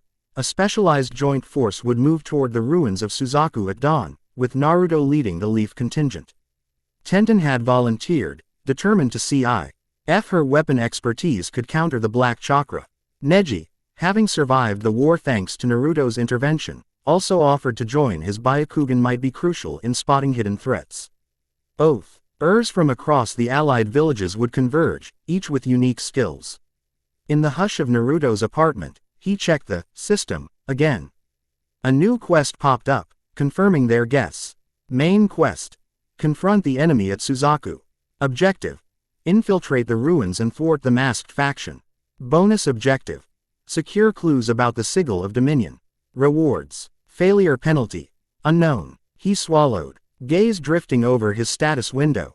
His stats had crept up with every battle. He was still labeled level 1, which he found odd. Did the system measure levels differently from the incremental stat gains? Either way, he felt stronger, able to summon more robust shadow soldiers. At times, he caught glimpses of new skills flickering in the interface, half-formed, as if waiting for some trigger. No matter how he studied it, though, it refused to reveal deeper secrets. The system gave him power, yes, but it also seemed to withhold crucial knowledge. Guess I'll figure it out in the field, he muttered, exhausted. He fell back onto his bed, mind drifting to the half-dozen swirling relationships. Hinata's shy devotion, Sakura's long history with him, now blossoming into something new. Ino's fiery boldness, Tenten's determined companionship, even Shizune's gentle care. A tangle of emotions accompanied each, leaving him uncertain how to move forward without hurting anyone. Sleep eventually claimed him, though it was restless, haunted by visions of robed figures and swirling black portals. By dawn, they were on the move. Naruto, Tenten, Neji, and a handful of other Leaf shinobi assembled at the village gates. Joined by a small Suna unit and representatives from Kumo, Iwa, and even Kiri, who'd sent one swordsman as an observer. The combined squad was roughly 20 strong, enough to hold their ground if things went well, but not so large as to tip their hand. Morning light seeped through low clouds. The forest path to Suzaku was not often traveled. Rumor said the ruins were cursed. As they jogged through thick undergrowth, Tenten fell in step beside Naruto, adjusting a fresh bandage on her arm. Though she'd mostly healed, she insisted on coming. She cast him a sidelong glance, voice kept low. Any more system updates about this place? He shrugged. Just a quest telling me to handle the threat. No specifics. She pursed her lips, scanning the environment. We'll make do. Up ahead, Neji halted. Byakugan activated. He pointed silently, and everyone stilled. Through the trees lay a clearing where ancient, moss-covered stones jutted from the earth, forming half-call. Lapsed arches and walls etched with cryptic symbols. The ruins of Suzaku. The air itself hummed with an eerie intensity, making Naruto's stomach churn. Within seconds, the shinobi fanned out, forming a perimeter. Naruto motioned for Tenten and Neji to follow him. The others took up vantage points in the surrounding trees. For a long moment, nothing happened. The wind rustled leaves overhead, small amels scurried in the underbrush. A trickle of tension crawled up Naruto's spine. Then Neji stiffened, multiple chakra signatures, closing in fast. From the parted shadows beyond a crumbled gateway, figures emerged masked, robed. Swirling black aura radiating from each. 4, 5, 6 of them. One stepped forward, taller, brandishing twin blades crackling with dark energy. The entire group advanced in menacing silence. Naruto swallowed. We found them. Asuna captain signaled, and allied shinobi converged to block any escape route. For a heartbeat, the clearing was locked in a silent standoff. Tenten's grip tightened on a scroll. Neji's Byakugan veins bulged, tracking each movement. One masked enemy abruptly raised a hand, unleashing a cascade of black spikes. The air filled with sizzling projectiles. Take cover, someone yelled. Shinobi scattered. Naruto darted forward, forming a Rasengan, batting away 2 spikes that nearly impaled him. Battle erupted. The masked figures attack. With unnerving coordination, one would hurl a volley of black shards while another attempted to flank the allied shinobi. Tenten unleashed wave after wave of summoned weapons, forging a deadly counter. But the robed nin twisted through her barrage with unnatural agility. Naruto summoned shadow soldiers, now able to form 5 at once. They rushed in, swords of void-like chakra colliding with the masked group's weapons. The clearing filled with roars, sparks, and swirling dust. The synergy among the masked foes was intense. Each time Naruto's allies found an opening, a portal threatened to whisk the enemy away. Nearby, Neji soared into the fray, palms blazing with gentle fist strikes. He closed the tenketsu of one attacker, forcing them to crumple. A bolt of black lightning from another masked figure nearly struck him. But he spun into rotation at the last second. Tenten sidestepped an incoming slash, swinging a chain whip to entangle the foe's arm. She yanked, pulling them off balance, then delivered a punishing kick to the side of their hooded head. They collapsed, but a swirl of black aura coiled around their body, rising like a living shield. Naruto faced off against the tall figure with twin blades. Presumably a leader, each blade crackled with that sinister power. Their strikes rattled his arms, forcing him to rely on shadow soldiers for backup. He launched a barrage of kunai, then dashed in with a Rasengan. The figure blocked with both blades in an X pattern, holding back the swirling orb. Sparks exploded outward, scorching the ground. The masked leader's voice rang out. "You toy with powers beyond your comprehension, Jinchuriki.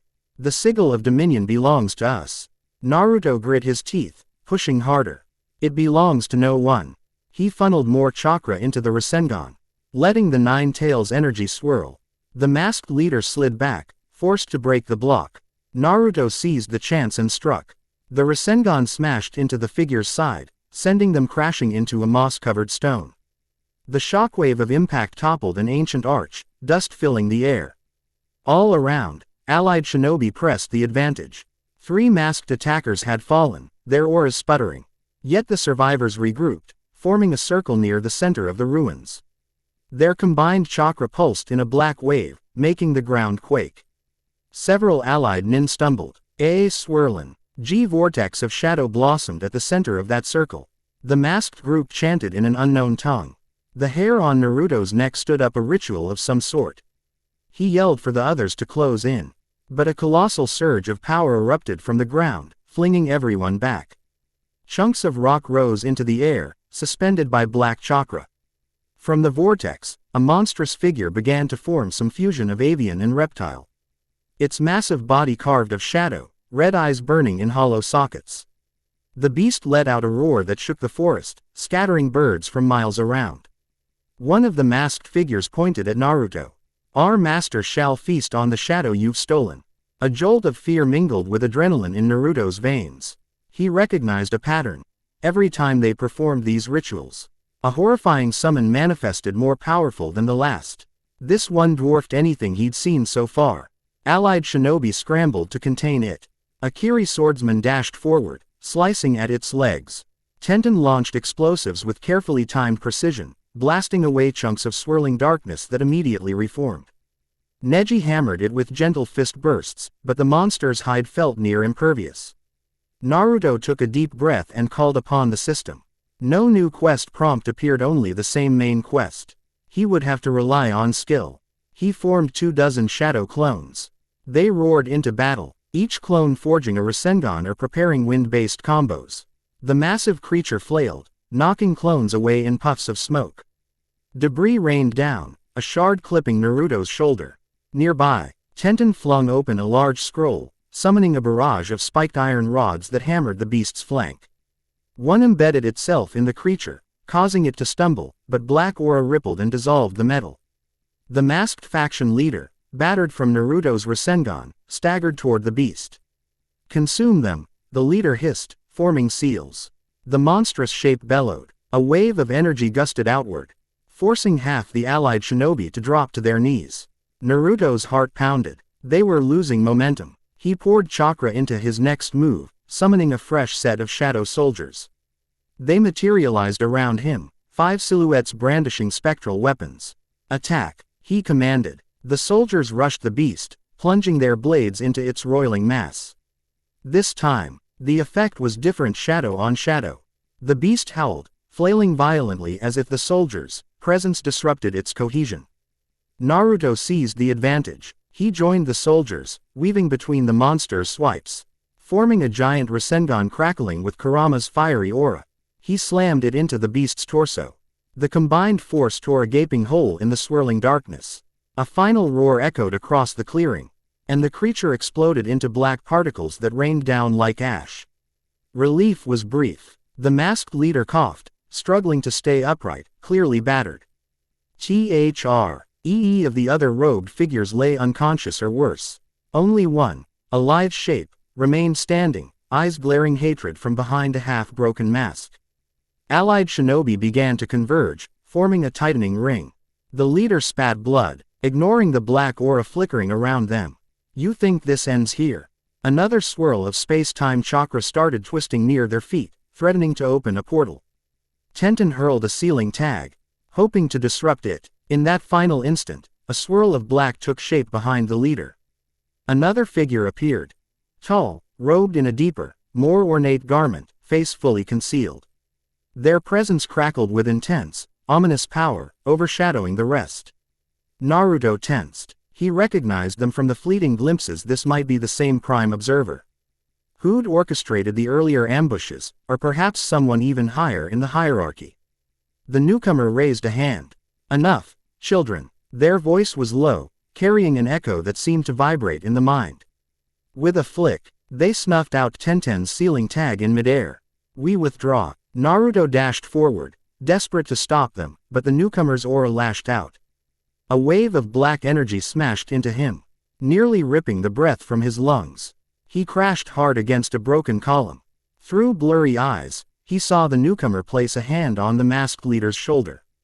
A swirling black portal expanded around them both, pulling in the unconscious robed figures as well. No, Tenten shouted, flinging multiple kunai. They vanished into the portal's maw.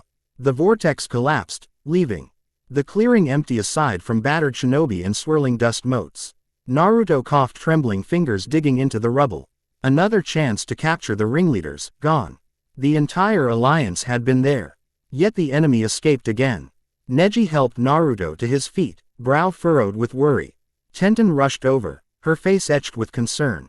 She touched Naruto's cheek, voice trembling. Naruto, you're bleeding. He wiped a trickle of blood from his temple. I'm good. Just. They got away.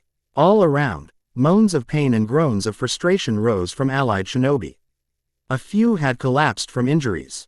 The monstrous creature was gone. The masked attackers retreated, but they'd left devastation in their wake.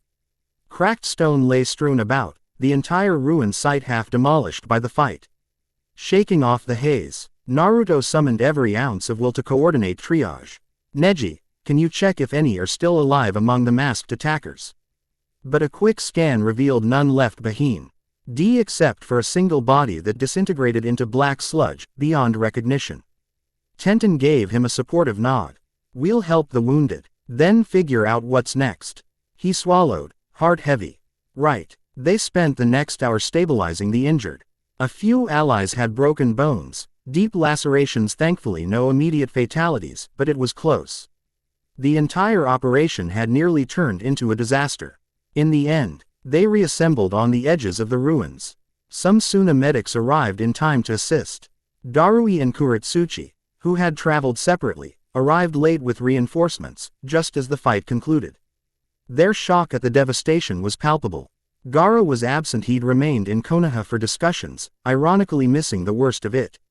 Naruto, exhausted and bandaged, addressed them. We forced them to reveal a top member, but they escaped. They summoned a massive beast, bigger than anything we've faced so far. Darui grimaced. They were one step ahead again. Kuretsuchi kicked a chunk of rubble, rage burning in her eyes. Damn them. Tenten, standing close to Naruto, rubbed the back of her neck. This is going to escalate. Next time, they'll come even stronger. A hush draped the battered clearing. It was only the beginning, that much was certain.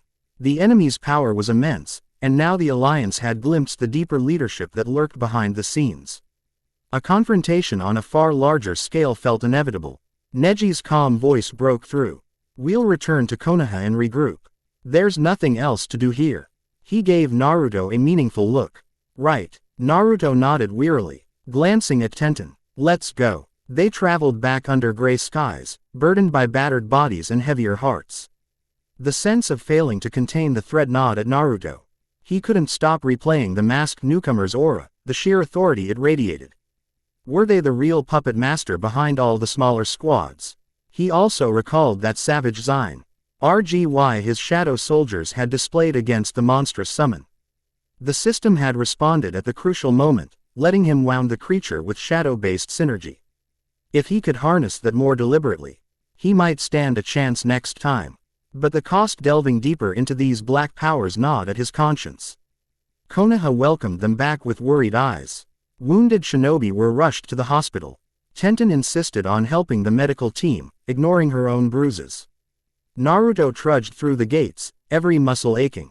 He found Tsunade, Shikamaru, and Gaara near the tower, waiting anxiously. Tsunade's face fell as she took in the battered squad. We saw the flares in the distance. What happened? Naruto swallowed, throat raw. We engaged them. They summoned a giant shadow monster. We won, but they escaped. Quote. Gaara's gaze flicked to the injured shinobi. We lost the element of surprise, then. Naruto bowed his head, fists trembling. They were ready for us. A new figure showed up seemed like a leader. Their power dwarfed the rest. We couldn't stop them. A quiet settled, heavy with frustration and dread. Shikamaru rubbed his temples, muttering how this was troublesome, but that they'd regroup. Revise strategy. Tsunade forced calm. We'll get you all debriefed and treated. Then we plan our next step. The enemy's showing its true face and we can't ignore it anymore. In the days that followed, a tense calm settled over Konoha. Each allied village recalled or rotated nin squads, preparing for larger mobilization. Rumors abounded that the masked faction had begun forging alliances with rogue groups. Scouts whispered of entire enclaves in remote corners, throbbing with dark chakra. The sense of impending war hung like a cloud over every conversation. Yuto found himself in constant motion training his shadow summons further, working with Tenten on new techniques, conferring with Sasuke and Gaara about infiltration or sabotage missions. The slightest rumor of masked sightings put the entire village on alert. Yet no direct assault came. It was as if the enemy was content to let tension fester. One late afternoon, after a grueling meeting with ambassadors, Naruto slipped away to the hospital. He'd heard Tenten was volunteering in the wards where the Suzaku wounded were recovering. The corridors smelled of antiseptic and sounded with the low hum of healing jutsu. He found Tenten in a small storeroom, rummaging for bandages, her arm still lightly wrapped in a brace. She noticed him, offered a tired smile. Back again, he nodded. Thought you might want a break. She closed the cabinet door, gaze flicking to a group of injured shinobi in the next room. Soon, just a couple more to check on. He let out a soft sigh, stepping close. You've been pushing yourself non-stop since the ruins. I'm worried. Her eyes met his, a flash of earnestness. I feel responsible. I couldn't do enough, Naruto.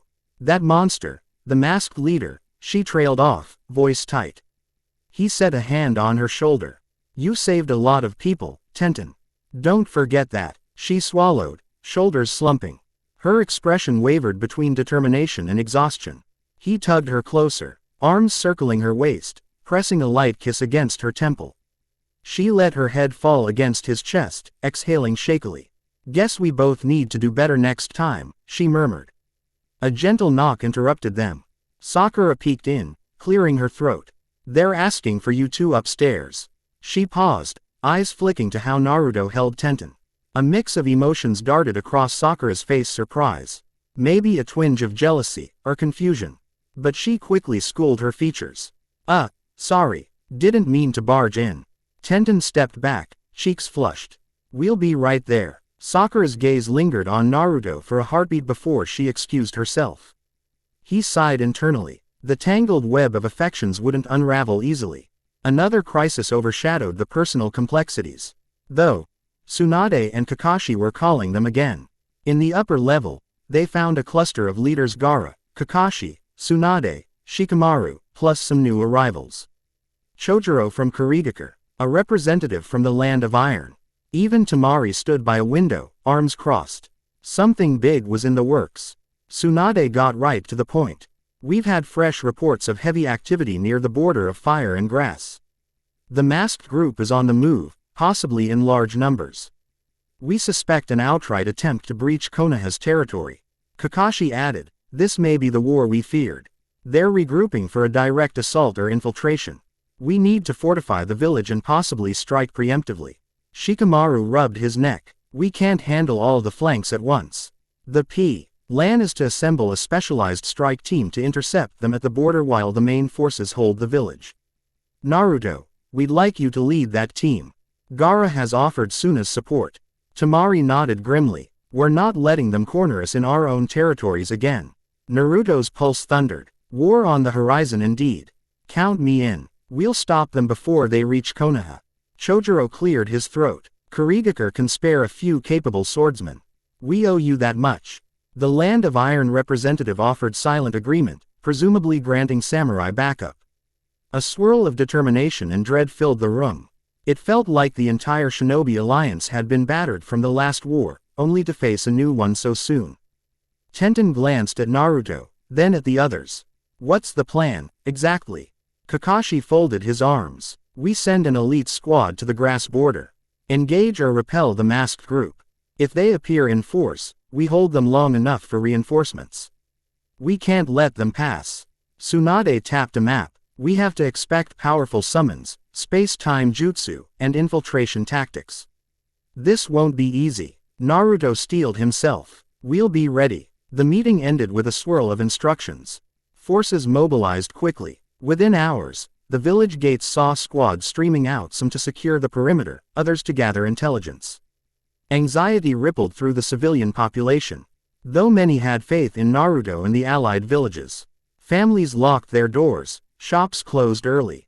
The memory of the Fourth War was still fresh enough that no one wanted a repeat.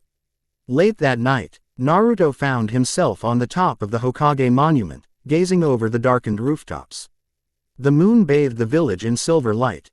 He sensed someone approaching and turned to see Ino stepping up the carved steps. She offered a small wave.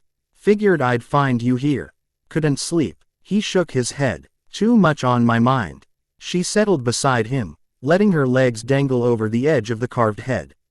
They say the masked group might have hundreds of followers now. And we still don't even know who's at the top. He exhaled slowly. At Suzaku, we saw someone, maybe the real leader.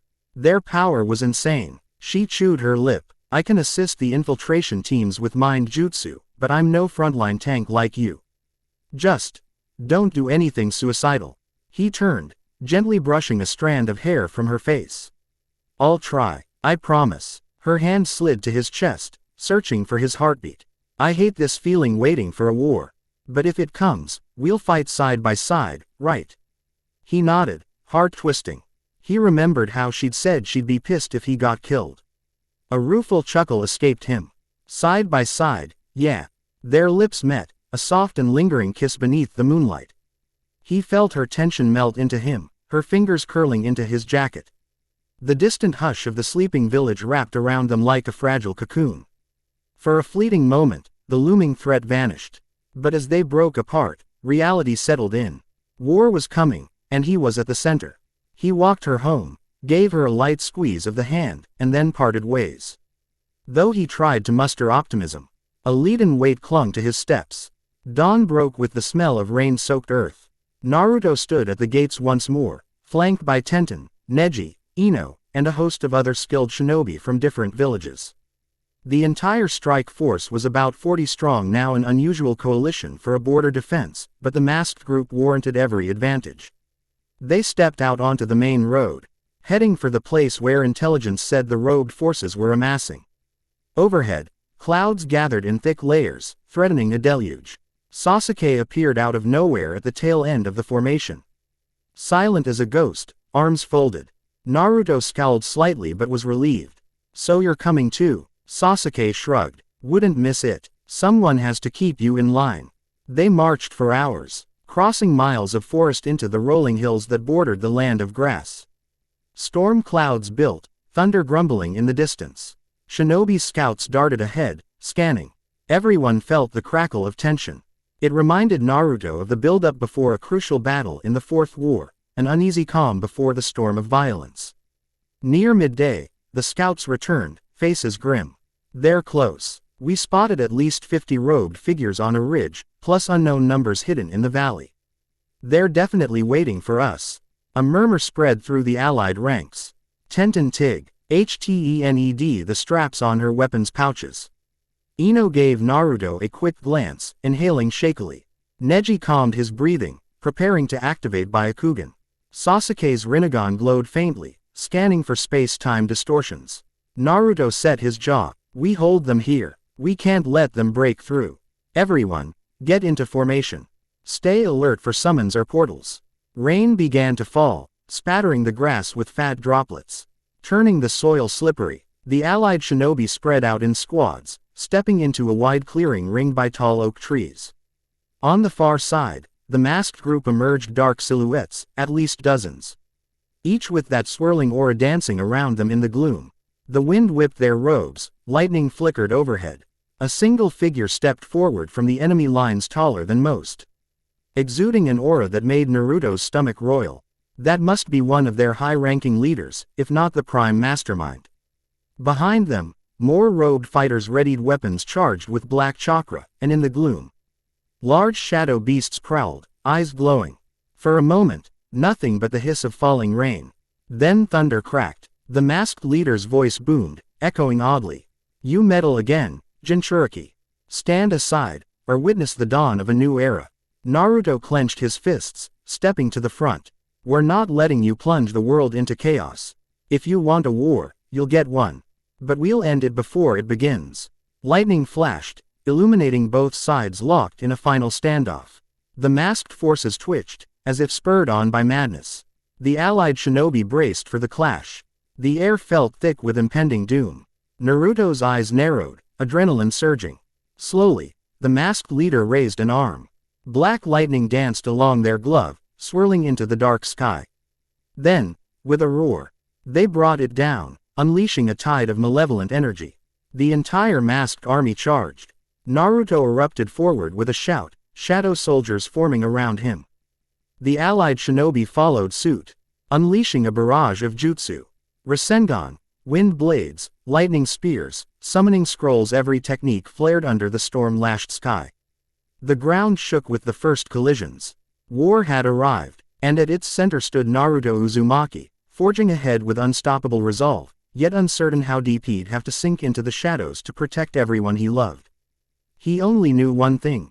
This fight would decide the fate of the shinobi world once more. And he would not let them down. End of Chapter 4. Chapter 5. Godlike Ascension. The skies above the Gra.'s country border boiled with turbulent clouds, lightning flickering like furious veins. Rain pelted the battlefield, drenching shinobi on both sides. Muddy ground churned beneath an army of masked figures. Black chakra swirling around them in a sinister dance. Across a narrow valley, Naruto stood at the head of the allied shinobi forces. Konoha, Suna, Kumo, Iwa, Kiri, and even samurai from the Land of Iron. More than 60 warriors in total, each determined to halt the dark tide threatening the shinobi world. A dull roar of thunder rumbled as the masked leader, the same towering figure from the ruins of Suzaku, raised an arm. Shadow lightning crackled overhead. At that silent command, the robed legion surged forward. Naruto tightened his grip on a kunai, heart hammering. Each time he'd faced these foes, they'd escaped with new tricks. This time, he intended to finish it. Next to him, Sasuke's Rinnegan glowed with intense focus. Tenten was just behind them, fresh bandages circling her arm. Ino, Neji, and a line of elite shinobi spread out, forming a defensive arc. Allied forces, Nato shouted above the wind, don't give them a chance to open those portals. We hold them here. Lightning flashed, revealing the grim determination on every face. And then, like a thunderclap, both sides collided. The first clash, blades, jutsu, and raw chakra tore into the rainy gloom. Masked attack. RS hurled spiked tendrils of dark energy, each sizzling on contact. Allied shinobi answered with a chorus of elemental techniques. Water dragons, wind blades, swirling flames. Tenten unleashed an armory of summoned spears, pinning two robed foes before they could react. Ino's mind transfer jutsu briefly seized control of one attacker, forcing them to slash at a comrade before the link snapped. A black-robed elite lunged for Naruto. eyes gleaming behind a shattered mask. Naruto countered with a Rasengan, but the figure blocked with a staff brimming with purple static. The impact cracked the earth, sending water and mud spraying. Gritting his teeth, Naruto pressed harder, funneling Kurama's chakra to intensify the spinning orb. The staff shattered, and the masked foe flew back, dissolving in a swirl of shadowy energy. Yet more masked shinobi raced forward, chanting in that guttural tongue. Their combined aura pulsed. "They're trying a ritual," Sasuke barked, hurling a Chidori spear that crackled through the downpour. He skewered 2 figures, but 5 more replaced them, forming a ring.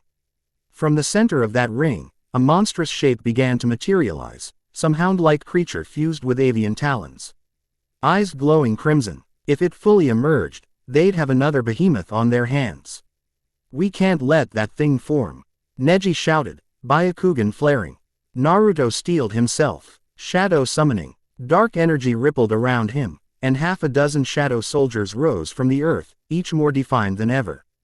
Their eyes glowed with white-hot intensity, intangible blades in hand. They charged the forming beast, hacking through the swirling black aura. A shriek tore the air, and the partially formed creature collapsed back into nothingness. A wave of relief flickered among the allied ranks. But the battle was far from won. Every masked foe seemed supernaturally resilient. Even lethal strikes only slowed them. Their broken bodies hissed, reknitting by feeding on ambient negative chakra. Tenten vaulted over a swirl of black spikes, releasing a volley of explosive kunai that battered a swath of the enemy line. "Naruto," she shouted, "we have to break their regeneration." He nodded grimly. "This has to end." Tides turning. The rain intensified, pounding the battlefield in sheets. Pools of water formed around toppled trees and jagged rocks. Screams, roars, and crackles of jutsu filled the air. The swirl of black portals threatened to open at random. Each time an allied shinobi closed in for a decisive strike, one masked figure tried to whisk the wounded away into swirling darkness. But the allied side had prepared. Sealing tags from Konoha, anti-portal jutsu from Kumo, and barrier formations from the sand pinned many of the masked fighters in place. One by one, robed adversaries dropped under the combined might of the alliance. In a far corner of the battlefield, Hinata fought side by side with a squad of leaf and sand shinobi. Her gentle fist strikes crackled with potent chakra, disabling opponents' tenketsu. She spared anxious glances toward Naruto. Despite the hail of jutsu, she caught glimpses of his bright orange jacket and breathed relief each time. Elsewhere, Sakura's fists smashed the earth, unbalancing a row of masked enemies who'd attempted a group assault. She poured healing chakra into a fallen comrade, only to pivot and deliver a bone-shattering punch to another robed foe. The chaos of war circled her, yet her focus remained unwavering. Ino utilized her mind-body disturbance jutsu to cause an entire flank of enemies to falter, Aloe. Tenten and a mist swordsman to carve through them. Shizune managed the medical station behind the lines, coordinating field medics who stabilized the wounded. Sasuke engaged in a dazzling duel with a masked elite whose sword crackled with black lightning. Sparks flew as Chidori met its dark twin. Sasuke's Rinnegan flared. He swapped places with a nearby rock at the last instant, causing the enemy to slash air. Then Sasuke's blade found its mark, cutting the figure down. Yet all the while, the masked leader lingered in the center, orchestrating the chaos. Their dark cloak whipped in the storm, hood obscuring everything but eerie white eyes. With each allied success, they unleashed another wave of malevolent chakra. Naruto's hand glowed with a fresh Rasengan, eyes locked on that leader. "I'm coming for you." The leader's wrath. Their eyes met across the ruined field. The leader raised an arm, dark lightning snaking through the clouds. A moment later, thunder boomed, and a lance of black energy thundered down from the sky, slamming into the earth near Naruto. He barely leapt aside in time, the blast leaving a smoking crater.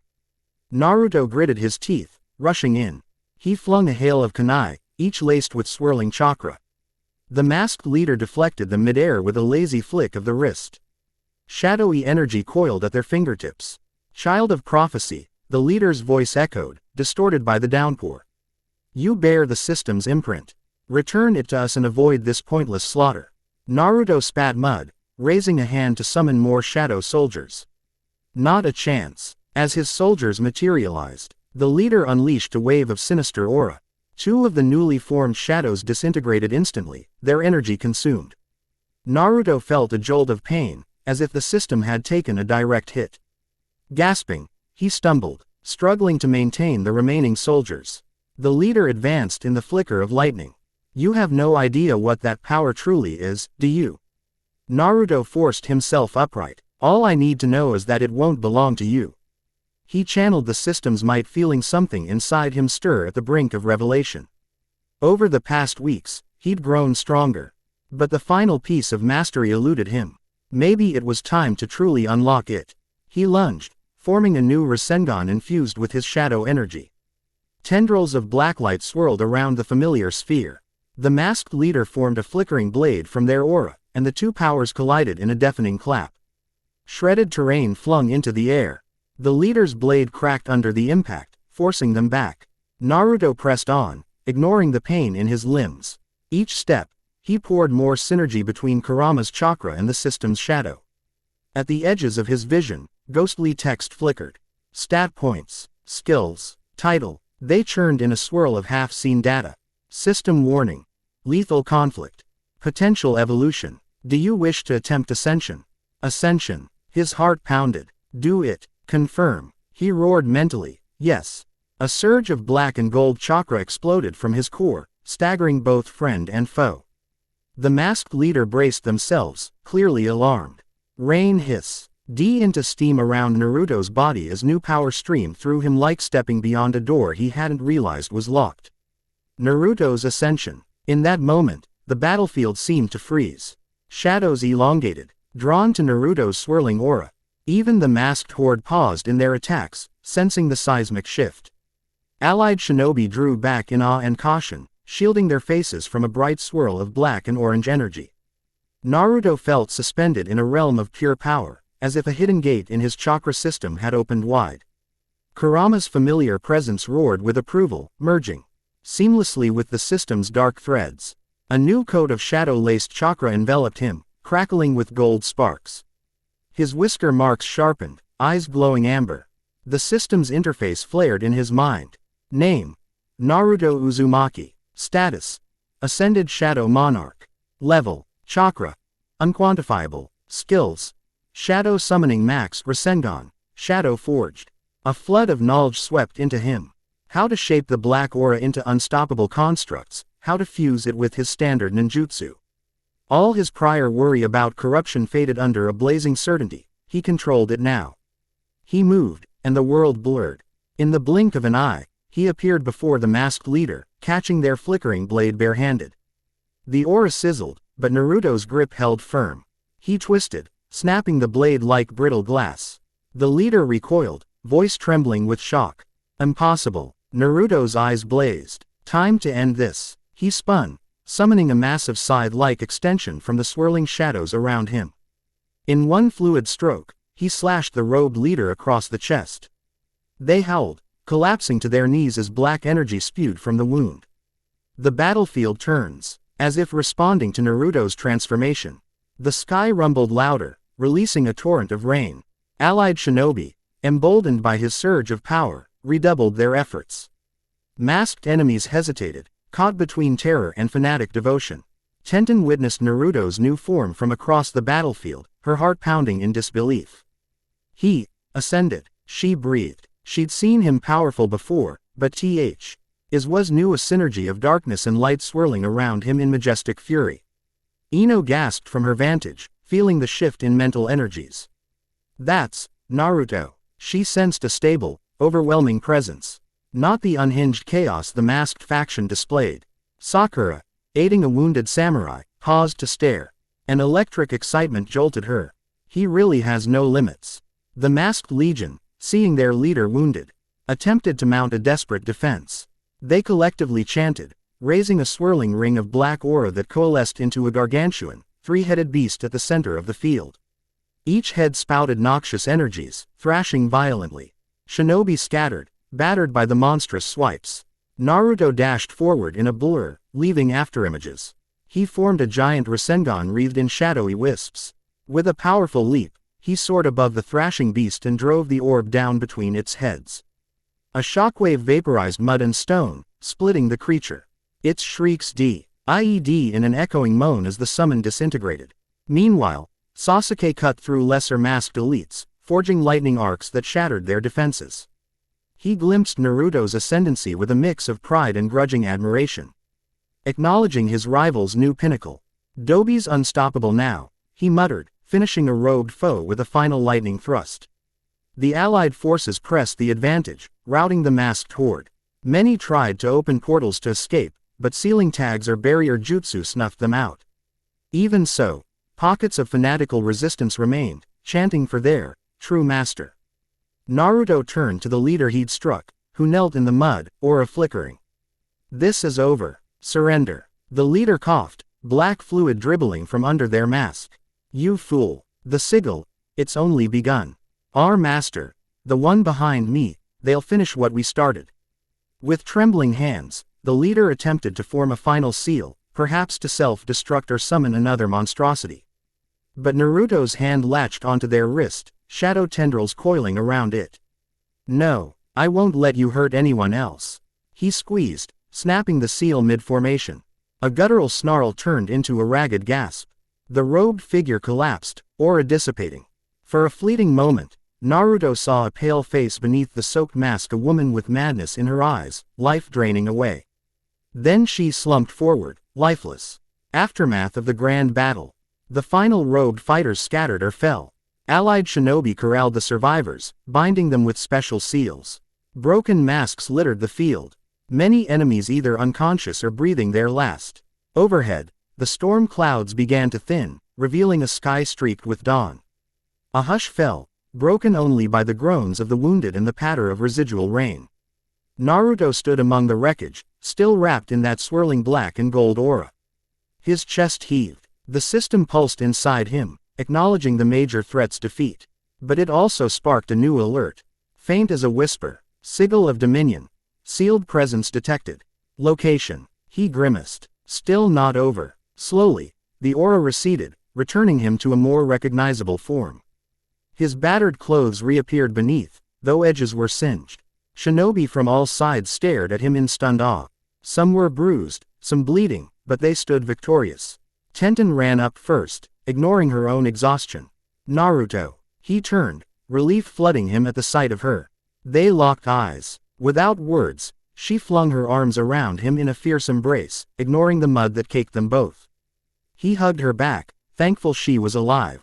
Ino, limping slightly, joined them, pressing a trembling hand to Naruto's shoulder. "You did it," she breathed, tears shining in her eyes. "You saved us." Sakura arrived moments later, heart pounding, and Hinata hovered close behind. There was a flurry of concern and relief, each woman checking him for injuries. He, in turn, touched each friend's shoulder, ensuring they were okay. Shizune and a squad of medics soon swept in to treat the worst casualties. Sasuke stepped over last, arms crossed.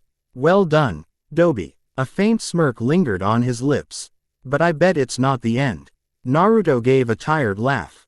"Figured you'd say that." Around them, the allied forces gathered. The masked group's bodies and scattered gear told a grim story. But the leaders, both immediate and shadowy, were apparently gone. As the tension bled off, some shinobi sank to their knees in relief. Confessions in the rain-soaked field. While medics busied themselves, Naruto took a few unsteady steps away from the main cluster, searching for a quiet moment to think. He felt physically drained, his chakra in flux from the system's partial ascension. Even so, a fierce satisfaction glowed in his chest. "We protected everyone." He heard footsteps splashing through puddles. Turning, he saw Hinata, face as flushed as the pink sky overhead. Behind her trailed Sakura, Ino, Tenten, each wearing an uncertain but determined expression. They all met near a broken tree trunk. The swirl of leftover tension and raw emotions hung thick. "Hinata, you okay?" Naruto asked softly. She bit her lip, nodding. "Yes, but Naruto-kun, She glanced at the others, unsure how to proceed. Sakura cleared her throat, looking between Naruto and the rest. "We're all grateful you made it through. But we can't pretend we haven't noticed everything." Ino folded her arms, cheeks coloring. "That you've been close with multiple people. Tenten exhaled, hooking her thumbs in her weapon pouch. We never had a calm moment to talk about it. Now we do. What's going on, Naruto? He blinked, heart twisting with guilt and warmth. They were all here, bandaged, exhausted from battle, yet also concerned about the tangled affections that had grown. He raked a hand through his messy, rain-soaked hair. I'm sorry, he began, voice rough. I never planned to string anyone along. He faltered under their gazes. The words felt impossibly heavy. Each of you means so much to me. Silence. Thunder rumbled in the distance. Finally, Sakura stepped forward. We're shinobi. We know how complicated life can be. And we're not naive, feelings can overlap. But we need honesty, not half commitments. Ino nodded sharply. We're not letting you run around clueless, you idiot. We deserve better. Tenten crossed her arms, then softened. But we also get that you care. We see it. Hinata's eyes shone with tears, though her voice was steady. I've always loved you, Naruto-kun. I don't want to lose you. Even if things are complicated. He swallowed, tears pricking his own eyes. I won't make empty promises. I do care about each of you dearly. But I'm still trying to figure out how that works, if it can work. Sakura laid a gentle hand on his arm. We can figure it out. Together. Ino let out a long breath.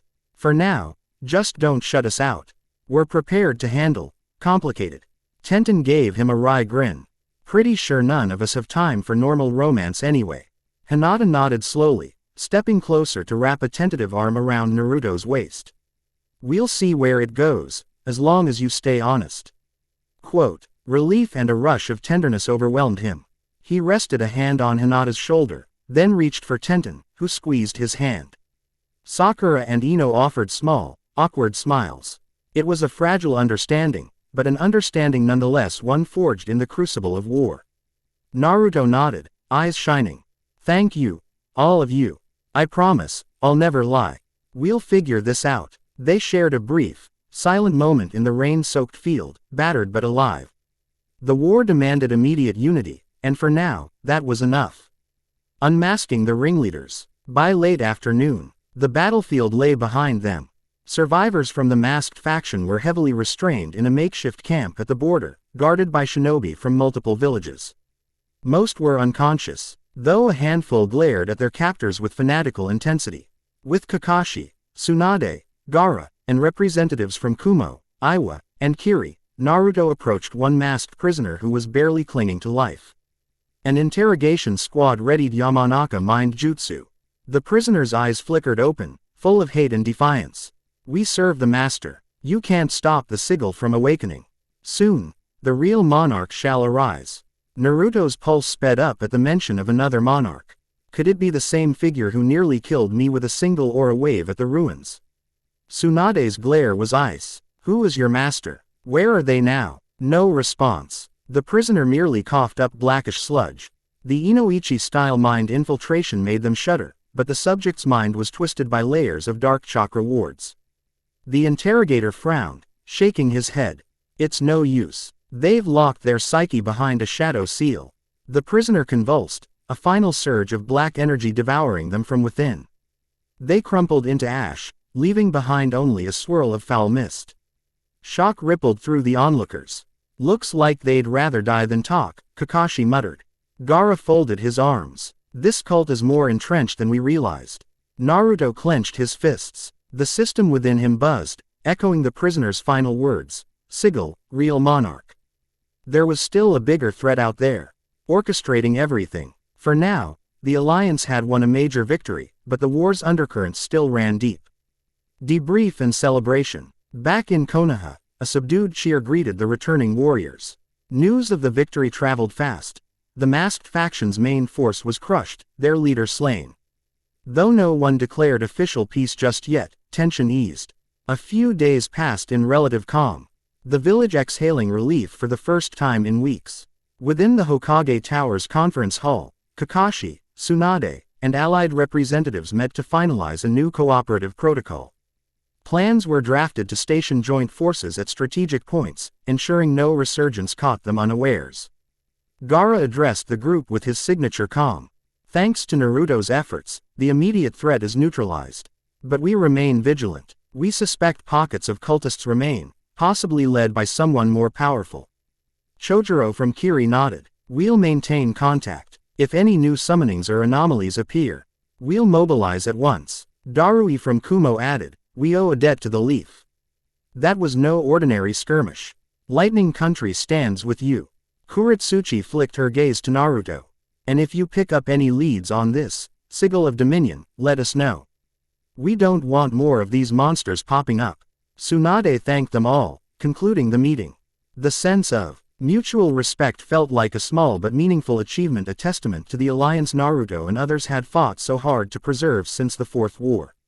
Quiet moments in Konoha. The day after the final summit, Naruto stole a moment for himself. He ambled through Konoha's streets, bandaged but no longer limping. The sunshine felt like a gift after the endless storms of battle. Villagers greeted him with smiles, children waved, and older folk nodded in gratitude.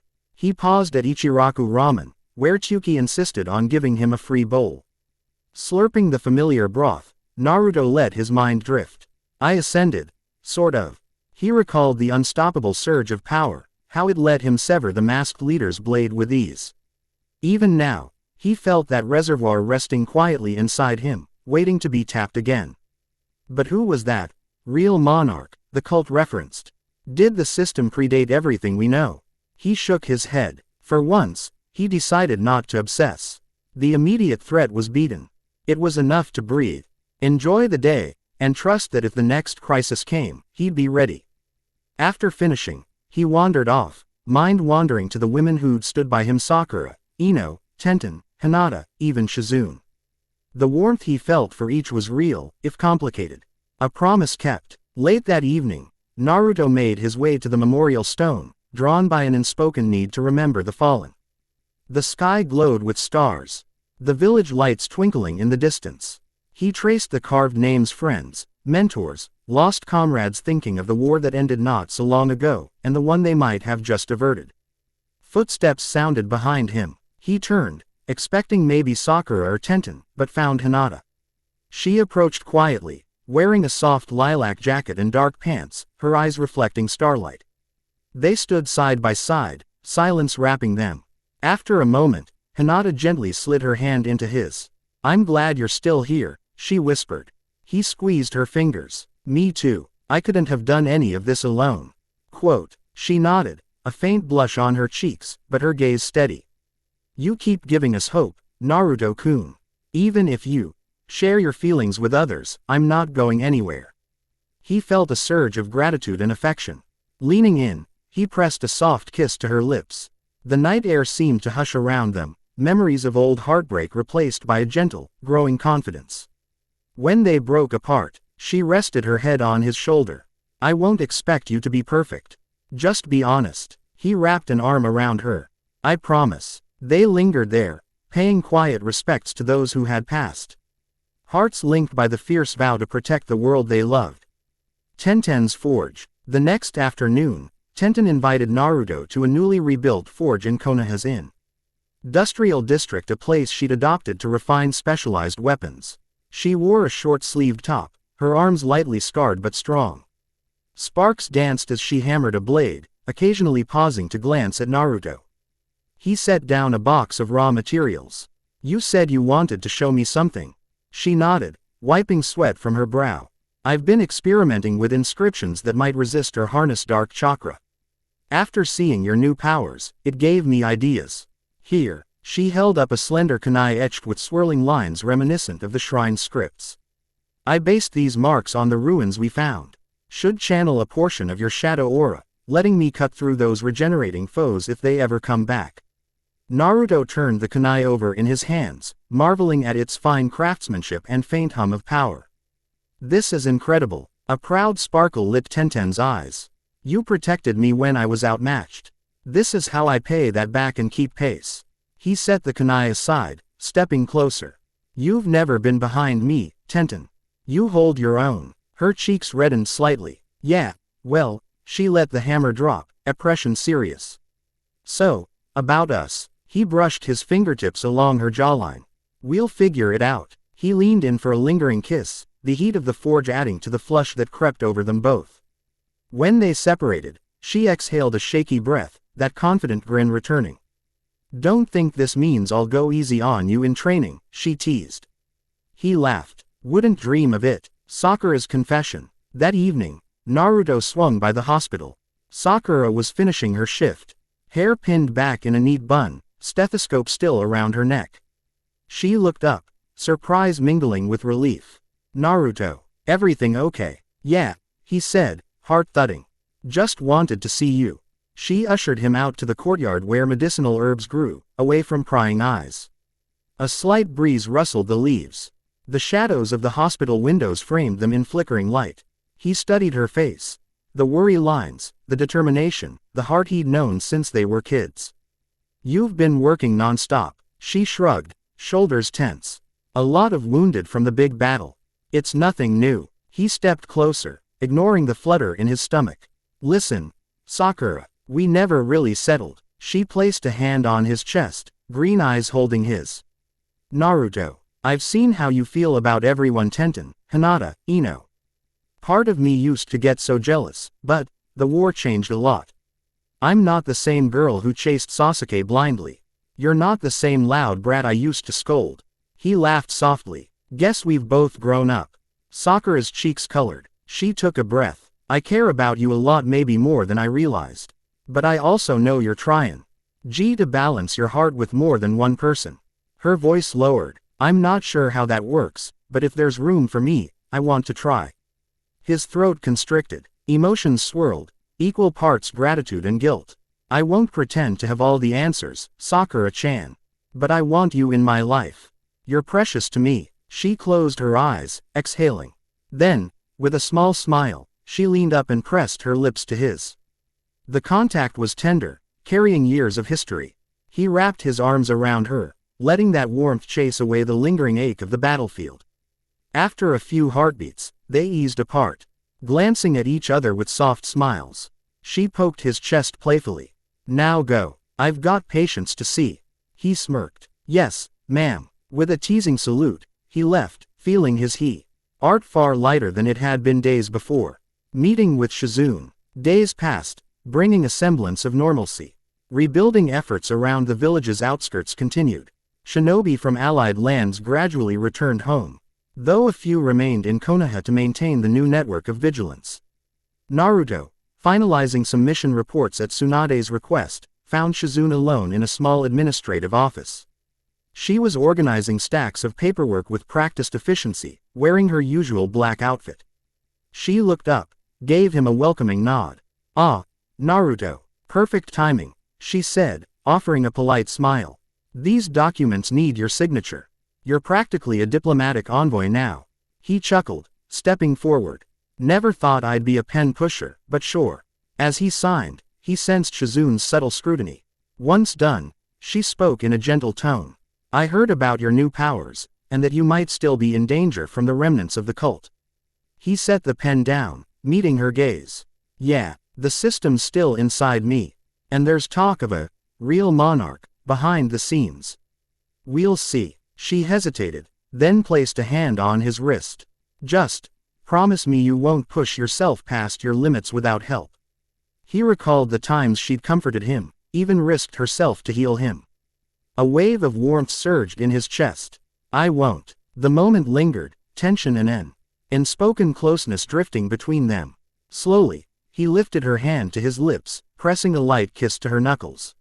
She stiffened, cheeks tinged with pink. "Why, you know," she stammered, "I'm older." He smiled gently. "Doesn't matter to me." She exhaled, shaking her head with a soft laugh. "You're impossible, Naruto." But the light in her eyes showed she wasn't entirely displeased. They shared a quiet understanding, hearts beating in sync for a fleeting instant. Then she gently withdrew her hand, returning to her papers with a flustered expression. "Go on," she teased. "I have more chores for you tomorrow." He gave a playful bow. "Yes, ma'am." The future beckons. Time rolled on. The masked faction had been devastated, though rumors suggested a scattering of zealots still lurked, waiting for their so-called master. In Konoha, watchtowers brimmed with vigilance, while Naruto continued daily training in both conventional jutsu and shadow summoning. His ascended powers no longer felt alien. They responded like an extension of his will. One afternoon, he returned to the hidden temple site in the Land of Rivers, the place where his system had first awakened. Accompanied by Sasuke, he arched for clues about the sigil of dominion, hoping to glean insight into the next threat. They found only faint traces of ancient inscriptions, many incomplete. But a single line caught Naruto's eye. When the two monarchs meet, the world's fate shall tremble. Sasuke read it over his shoulder, expression grim. Seems like your final confrontation's still coming. Naruto nodded slowly. Then we'll be ready. They left the temple, determination burning. Epilogue. A new dawn. Back in Konoha, the village stirred at sunrise. Shops opened, children ran to the academy, and shinobi bustled with missions. The world felt more united than ever, thanks to the alliances forged through the recent crisis. Yet an undercurrent of watchfulness remained. On the Hokage monument, Naruto stood atop the stone. Likeness of the fourth Hokage, his father surveying the brightening horizon. A breeze lifted his spiky hair. Birds soared overhead, free against the golden sky. Footsteps approached, soft yet sure. He glanced over to see Tenten, Sakura, Ino, and Hinata, each wearing her unique style. They joined him in silence, hearts linked by an unspoken accord. Far below, Shizune passed by the tower, glancing up with a fond smile. Sakura folded her arms, smiling wryly. So, what's next, big shot? More training, another mission. Tenten smirked. Or forging new gear. Ino fiddled with a flower in her hair. We could run reconnaissance. Someone spotted weird chakra near the old tunnels. Hinata's soft voice chimed in. Or, maybe we can rest, just for today. Naruto laughed, the sound bright in the morning air. We'll see. I guess I owe each of you some attention and yeah, maybe a break for once. The women exchanged amused glances, a gentle acceptance of the bond they shared with him. In the distance, the gate thrummed with life, travelers, merchants, shinobi squads heading out. Tsunade and Kakashi could be seen conferring with Gaara, who had extended his stay. The village thrived, bracing for any future threat. Naruto gazed at the rolling hills beyond Konoha's walls. The system hummed softly in his chest, a reminder of the world's hidden mysteries. He could feel Kurama's comforting presence, too, and he felt certain that if the real monarch, or any other monstrous power rose, he and everyone he cared about would face it head-on. His lips curved into a confident grin. Bring it on. A soft breeze ruffled the leaves, as if the village itself whispered in agreement. The Fifth Great War had been averted this time, but a grander saga loomed, one entwined with ancient energies and unstoppable will. Naruto, shadow-forged and heart-strong, stood ready for the next challenge, determined to protect the precious people who believed in him.